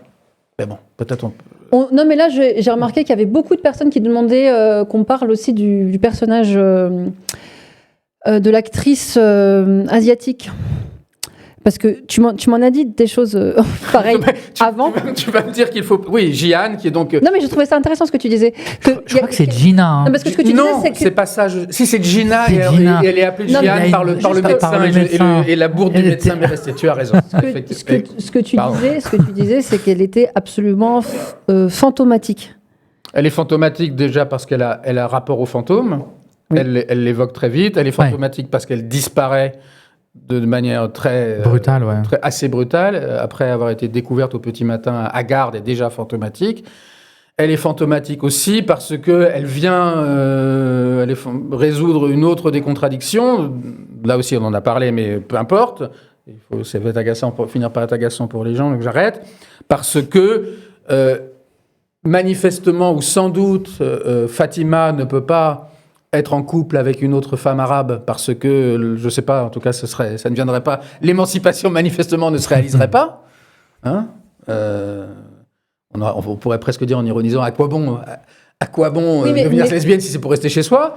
Elle veut pas non plus être, merci de rire, être avec une femme blanche parce que là ce serait peut-être un peu appuyé. Oui. Et comme souvent, elle est d'origine coréenne, mais comme souvent, je scrupule à le dire parce que c'est pas une chose facile à dire. Non, comme souvent, les Asiatiques représentent la minorité, disons, non problématique, la minorité bien sous tout rapport. D'ailleurs, c'est comme ça qu'on les... C'est comme ça que la société les considère, si je puis dire. Donc, elle va initier à quoi? Elle va initier à des plaisirs culinaires, voilà. Et je trouve que, de ce côté-là, le personnage rejoint absolument cette espèce de joliesse inoffensive, ou plutôt, pour être juste, sa disparition aurait pu lui faire accéder à une forme de cruauté, c'est un mot positif, c'est-à-dire de réalisme un peu dur dans la relation amoureuse. Et elle revient. Quand elle revient, elle est tellement désolée et prête à tout qu'en fait, son retour ne sert qu'une chose, c'est à comprendre que quand même Fatima lui est vraiment attachée. Mais elle pourrait revenir en disant, en gros, j'ai ma vie. Enfin, tu vois, et elle revient en disant, c'était tellement fort entre nous. Et bon, il n'y a pas photo entre les deux. Et là encore, effectivement, c'est un peu quand même la logique du... C'est facile de dire panel, c'est plus compliqué que ça, mais on voit bien qu'elle vient là pour cocher plusieurs cases à la fois et qu'elle existe pour éviter de faire le truc avec une blanche. Oui, pour éviter le sauveur blanc. Exactement. Ou la sauveuse blanche. Et de ce côté-là, on prend une personne asiatique pour cocher des cases, mais sans aller trop dans des choses plus problématiques. Bien sûr, et c'est un peu la même chose. C'est un film qui négocie. C'est ça, exactement. Qui veut heurter personne et qui du coup prend ça, je trouve qu'elle assume pas. Ça s'appelle un film convenu, en fait. Pour moi, elle assume. Le contraire de ce qu'on veut lui faire dire. C'est-à-dire un film qui dérange, révolutionnaire ou je sais pas quoi. Mais pour moi, Herzi, elle assume pas. C'est pour moi, en fait, quand je suis sorti de la salle de cinéma, je me suis dit, c'est une poule mouillée. Elle a pas assumé d'aller au bout de son truc. Mais on pourrait presque dire la même chose. Non pas sur la poule mouillée, ça je te le laisse, mais sur l'autre lesbienne arabe que rencontre, qui est dans le film, et qui, elle, est porteuse d'une très grande exubérance. Tu parles du personnage de Cassandra ? Voilà, de Cassandra, dont Fatima fait la connaissance dans cette soirée où, dont le mot de passe est tiramisu, qui est donc la soirée de la fac, et qui, elle, est une lesbienne, qui est une espèce de séductrice... qui en fait des caisses, je pense qu'on peut le dire de manière purement descriptive, parce que voilà, et qui, elle, d'ailleurs c'est marrant, elle en fait des caisses, et elle, en l'occurrence, elle est avec une blanche. Donc, C'est comme si, disons là encore, c'est comme on essaye d'oublier aucun des cas de figure, mais c'est jamais que des cas de figure. C'est jamais que des cas de figure. Ouais. Voilà. Et elle vient lui dire, effectivement, elle se retrouve sur le canapé. Il y a un moment assez pas mal parce qu'elle lui prend sa clope et tout. Lui dit, moi aussi, je sais ce que c'est que de. Bon, c'est une drague très offensive. Hein. C'est pas parce que là, la manière dont tu le décris, on a l'impression. On dirait c'est soft. Moi, je sais pas décrire drague offensive. C'est très offensif. Oui, c'est très offensif. Enfin, elle est moins sur le canapé qu'elle ne l'a été juste avant. Elle est très lourde. Elle est très très lourde. Après ça, encore une fois, ça fait partie. Ça fait partie des trucs du film qui sont dans lequel on peut reconnaître des choses qu'on a. Oui, c'est ça. Qu'on peut vivre. Pour une fois, il y a un truc qui se passe. Il y a un truc qui se passe. Et ça, c'est pour le coup, c'est pas le personnage de Cassandra. J'avais oublié que ça s'appelait Cassandra. Moi aussi, j'avais dit. Mais c'est vraiment Enfin, c'est des choses qu'on. Non, mais c'est bien qu'elle existe. En fait, en vrai, c'est bien. Pourquoi ? Parce que sinon, le problème, et ça, c'est souvent le cas dans beaucoup de films français contemporains. Et je sais que tu seras d'accord avec moi. Il y a quelque chose. Je le dis tout de suite, peut-être. Bah vas-y. Je suis d'accord avec toi. Très bien. Non mais je le sais parce que tu fais. Autant pas perdre de temps quoi. Tu fais beaucoup cette remarque. J'ai remarqué que tu faisais souvent cette remarque dans les films que tu voyais dans les posts que tu publiais sur Insta, qui consiste à dire il y a vraiment un rejet des affects négatifs, tu vois. Maintenant, il y a des films qui sont faits tout entiers d'affects que positifs. C'est vrai que c'est une chose que je dis. C'est vrai, absolument. Tu vois, et c'est donc il y a que là, oui, mais là on est presque dans un film presque comme ça. Oui, j'y ai pensé tout à l'heure. On y est presque. On y est presque, voilà. Hein. Mais c'est pour ça que je dis même limite le personnage de Cassandra et tout, c'est heureusement que ça existe quoi, parce que ça relève un peu. Elle est irritante quand même. Voilà, elle est un peu irritante. Et ça relève. Elle est présentée comme telle. Donc. Parce que sinon, on a des gens qui sont juste qui sont traversés que par de nobles sentiments. Ouais, c'est ça, oui. Qui pardonnent. Alors que là, c'est pas ça. Là, c'est plus dans le. En fait, moi, j'ai bien aimé la scène dans la soirée. Je l'ai bien aimé parce que je trouvais qu'elle montrait des dynamiques, notamment dans le fait de s'asseoir, le fait qu'elle danse pas, qu'elle participe pas, qu'elle boive pas d'alcool. En fait, on voit bien là, moi j'ai trouvé que ça c'était vraiment intéressant. Oui, parce qu'on montrait vraiment le contrat qu'elle avait passé avec elle-même. Et en fait, et justement, c'est un des seuls moments où on voit comment elle négocie.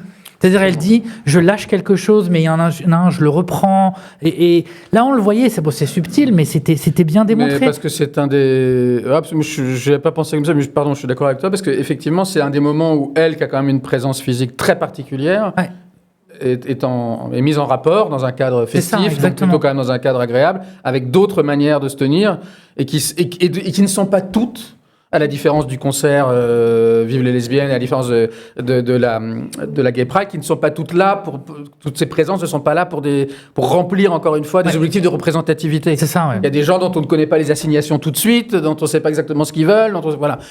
Ça flotte un peu quand même. Ouais. Même si, on pourrait dire, si on était un petit peu dur ou pointilleux, que le fait qu'elle est sur le canapé et que tout à coup, deux mecs se chevauchant viennent quasiment la bousculer, vient là aussi dire, oui, on n'oublie pas quand même que l'homosexualité, ça existe aussi chez les hommes. Oui. On peut aussi dire ça. Oui.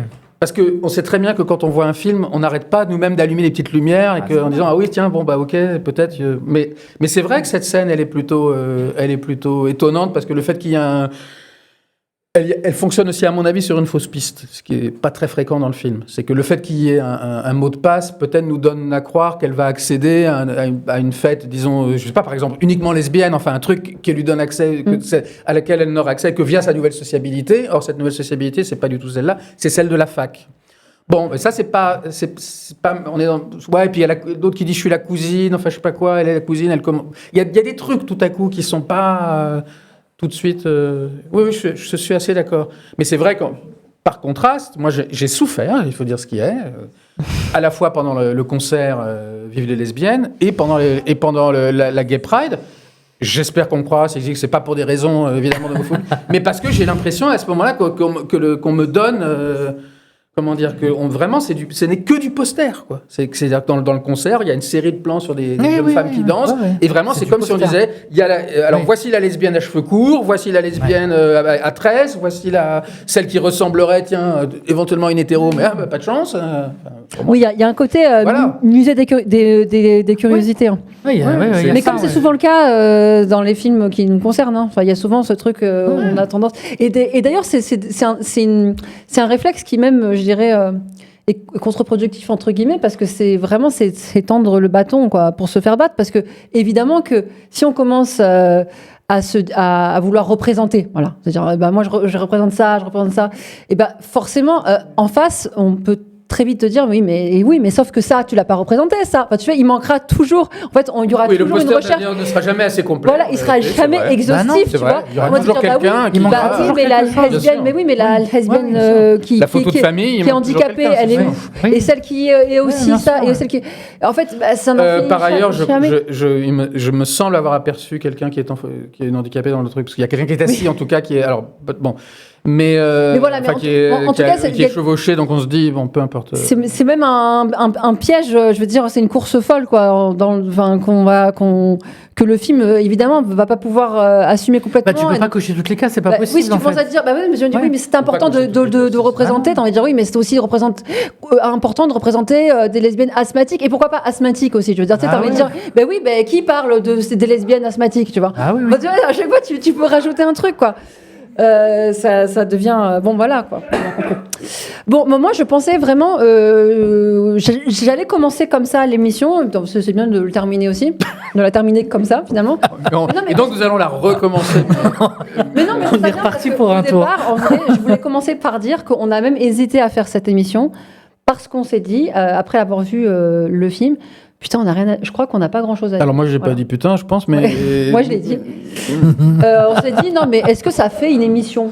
Parce que vraiment, pour le caractère convenu, etc. Bon, finalement, est-ce que vous trouvez que ça fait une émission là, ce qu'on a fait ? Oui. Et puis moi, mais on sent que. Enfin, je veux pas du tout nous délivrer un satisfecit, mais il y a même une chose quand tu parlais à laquelle je pensais, c'est que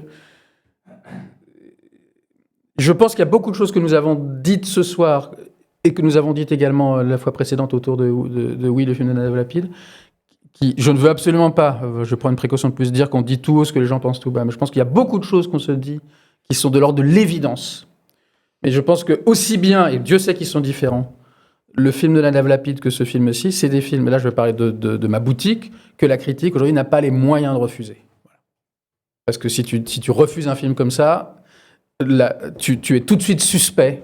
Attends, j'ai pas compris. Excuse-moi, j'ai pas suivi. Je dis que on a dit des choses sans doute originales, mais on a sans doute dit beaucoup de choses évidentes sur le film que beaucoup de gens pourraient avoir écrit, des critiques de cinéma notamment, écrites ou dites, mais qui ne sont pas écrites, qui ne sont pas dites parce que ce sont des films que la critique de cinéma, pour parler de ce que je connais, n'a pas les moyens, je dirais, politiques de refuser. Tu refuses un film comme celui-là, tu es suspect tout de suite d'un certain nombre de choses dont tu ne veux pas te rendre suspect. Donc pour le faire sans être suspect de ces choses, c'est-à-dire parce que c'est des choses dont à juste titre tu ne veux pas être rendu suspect, il faut lui accorder un petit peu de temps, voilà. Et y compris, parce que moi c'est quelque chose que je crois très important, y compris pour dire des trucs qui sont pas forcément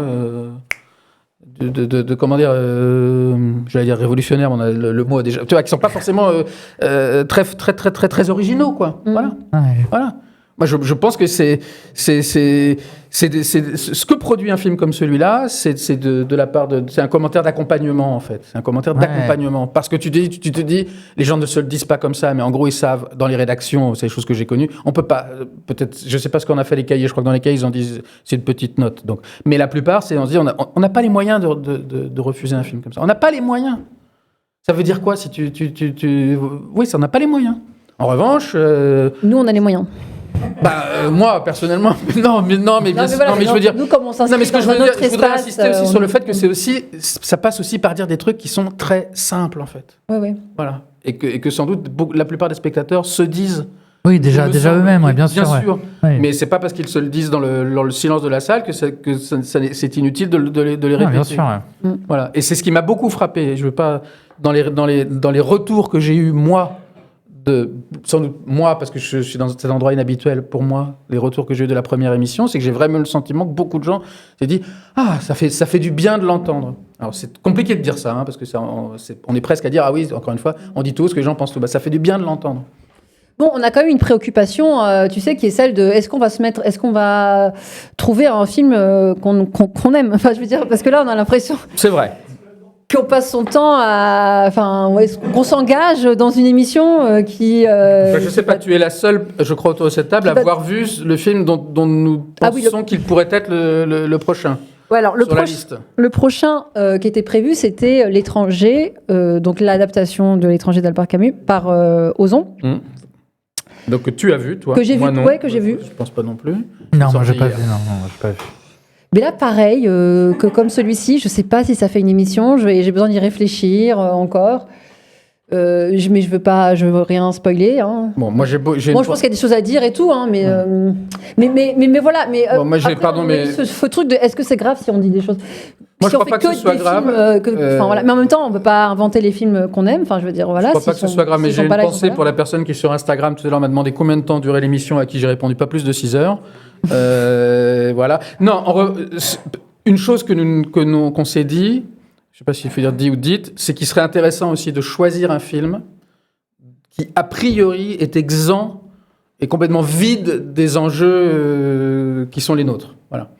Parce que, bon, ça, c'est un grand classique de la critique du cinéma, mais qui sans doute peut être fructueux, parce que ça nous permettrait de voir que les enjeux politiques, justement, ce soft power Sont également existent aussi. Alors, ça marche pas à dans tous les des- coups, dans des et c'est formes, pas non plus d'ailleurs l'idée que ça marche à tous les coups, ouais. mais que si tu prends, je sais pas quoi, une comédie romantique américaine ou française et italienne, tu trouverais aussi, voilà. Moi, j'aimerais beaucoup qu'on fasse ça. Parce que c'est vrai que les 2 films qu'on a choisis jusqu'à présent sont des films qui... explicitement politique. Absolument. Ouais. Quoi vendu que comme ça a tel. été contesté ce soir, moi je pense que c'est en vérité difficilement contestable. Voilà. Ok. Bon, bah on verra. On va décider pour le Ozon, quitte aussi à peut-être à faire des doubles émissions. Tu sais, Ouais. avec 2 films dans une même émission. On verra. Moi, je trouve qu'on trouve toujours quand même des choses à dire. Et puis, par ailleurs, c'est un truc que je te disais tout à l'heure aussi, c'est que j'ai un problème avec ce. Pardon. J'ai pas arrêté de parler J'ai au-dessus vu, de. Voilà. j'ai vu. Non, c'est que on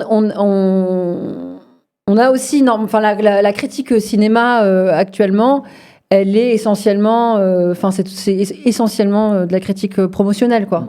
Et que donc, bon, bah, c'est pour ça que je le disais, pour nous enlever le scrupule de dire du mal des films, Ouais. puisque par ailleurs, les films dont on parle sont plutôt,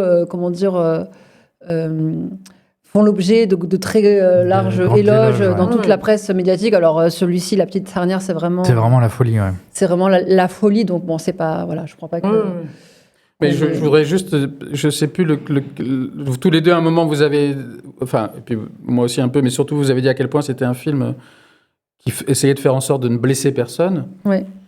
Et m'est revenu, parce que bon, une phrase toujours de lui de Serge Danet, qui disait, c'est marrant parce qu'on a l'impression qu'on est quand même un peu dans les mêmes questions aujourd'hui, alors que ce que je vais rapporter est de la fin des années 80. Il disait que les films ne faisaient plus scandale, quoi. Et il disait, fut un temps où l'idée même pour un réalisateur de faire un film qui n'offense personne était offensante. C'est cette idée-là qui était offensante. Voilà.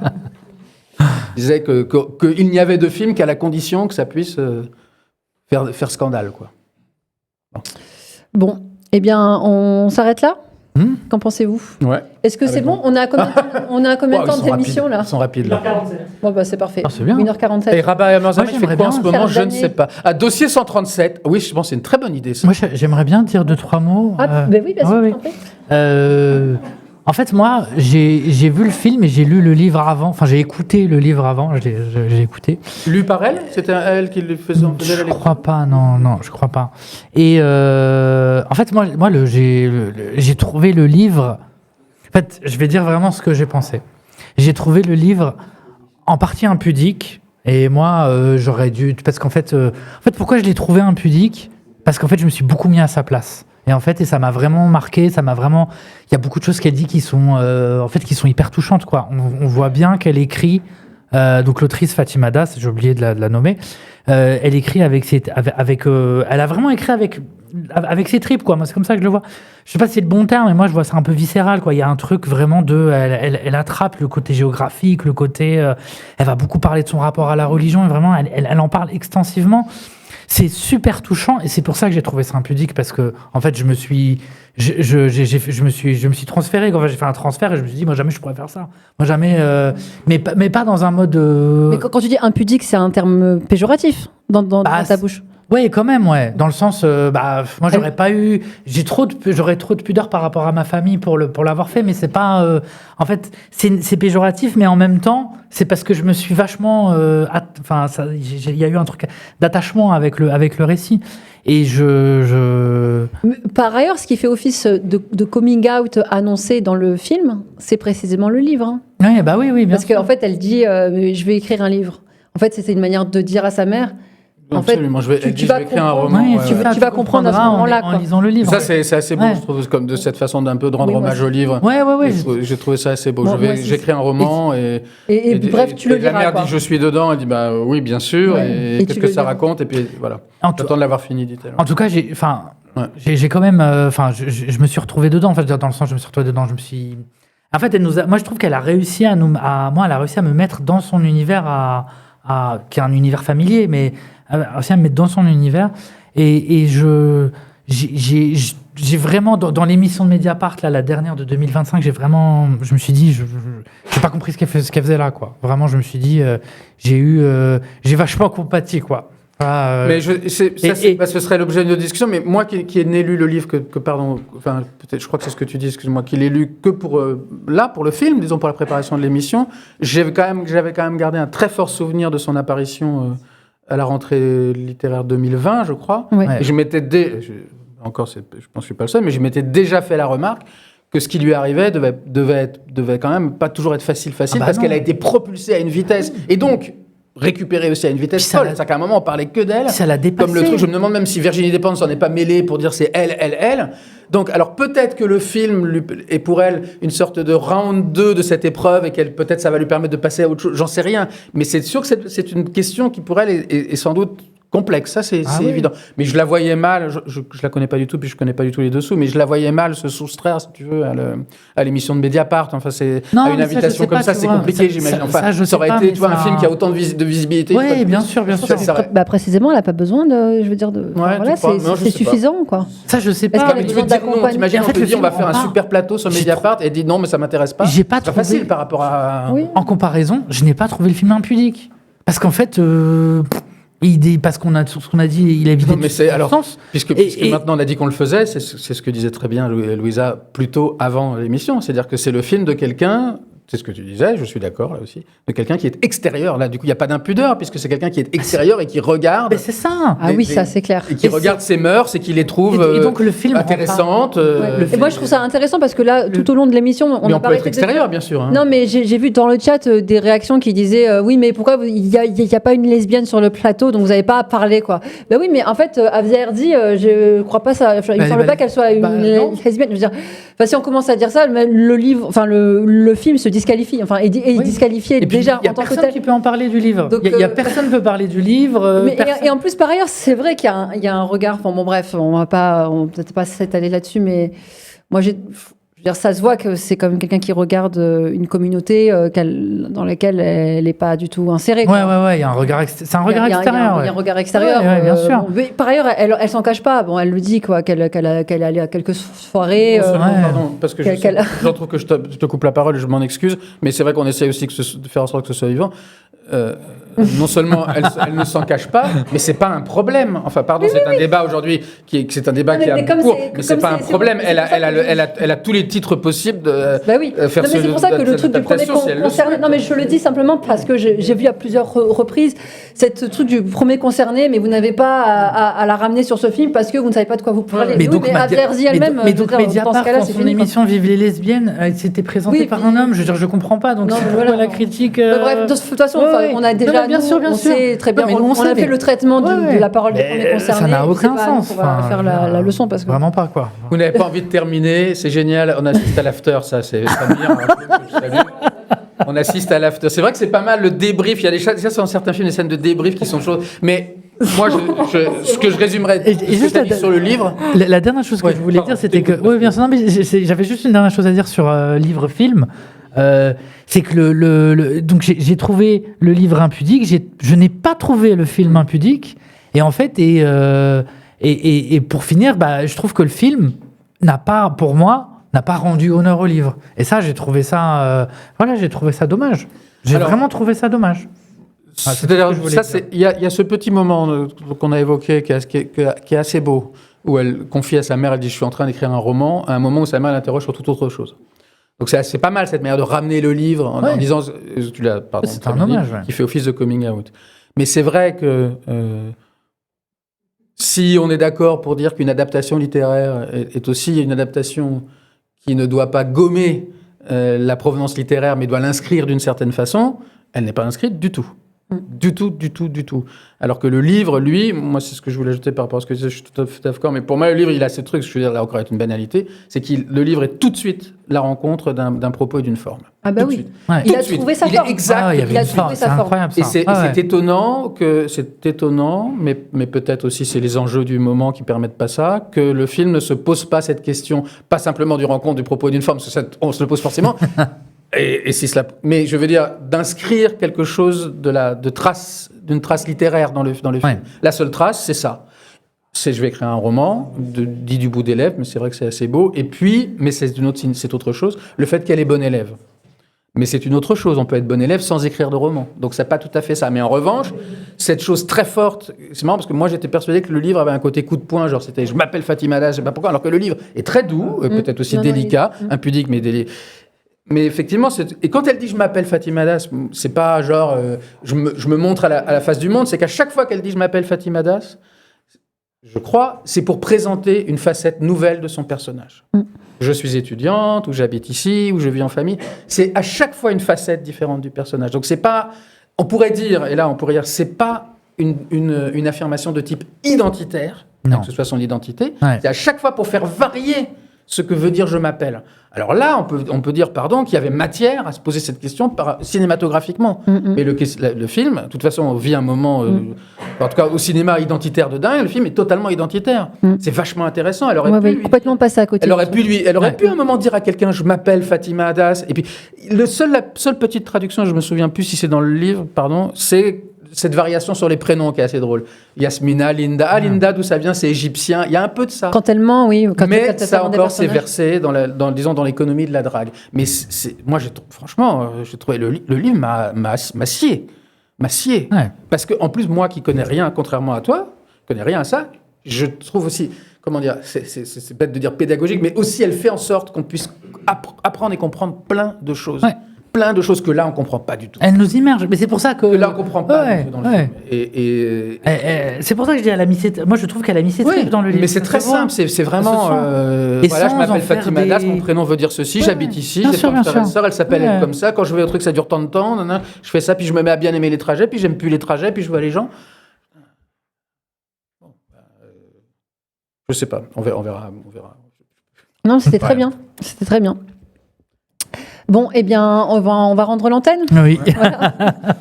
À vous les voilà.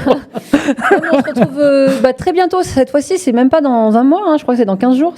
Justement, j'attendais confirmation de... Bon, je pense que ça va être dans 15 jours. Oui, on a choisi une date sans aucune signification symbolique puisque c'est le 13 novembre.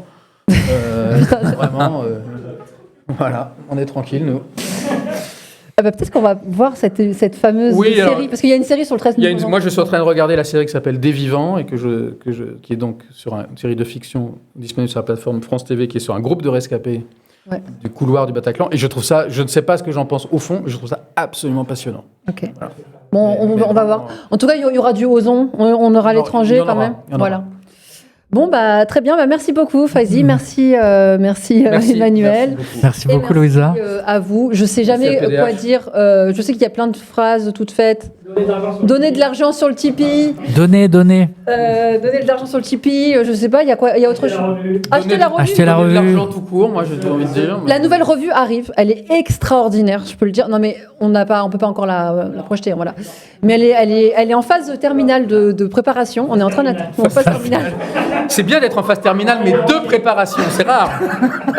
Elle sort quand est-ce qu'il sort le nouveau numéro? Non, on ne sait pas encore. On n'a pas encore de date. Bientôt. On va essayer avant Noël, non? Voilà, avant Noël, parce que c'est un truc c'est un truc qu'on s'offre, mais elle est extraordinaire. Je vois Céline que je connais, que je salue. Ça va être super. Bon, je vois qu'il y a Raphaël Enthoven aussi. Salut Raphaël, je t'appelle après, parce que j'ai pas eu le temps de le rappeler là. Voilà, pardon, moi je suis dans mon émission de la suite. Moi je me lève. Bon, merci à tous. Merci Très beaucoup. vite. Voilà. Merci. Salut, Merci beaucoup. Merci, Slama.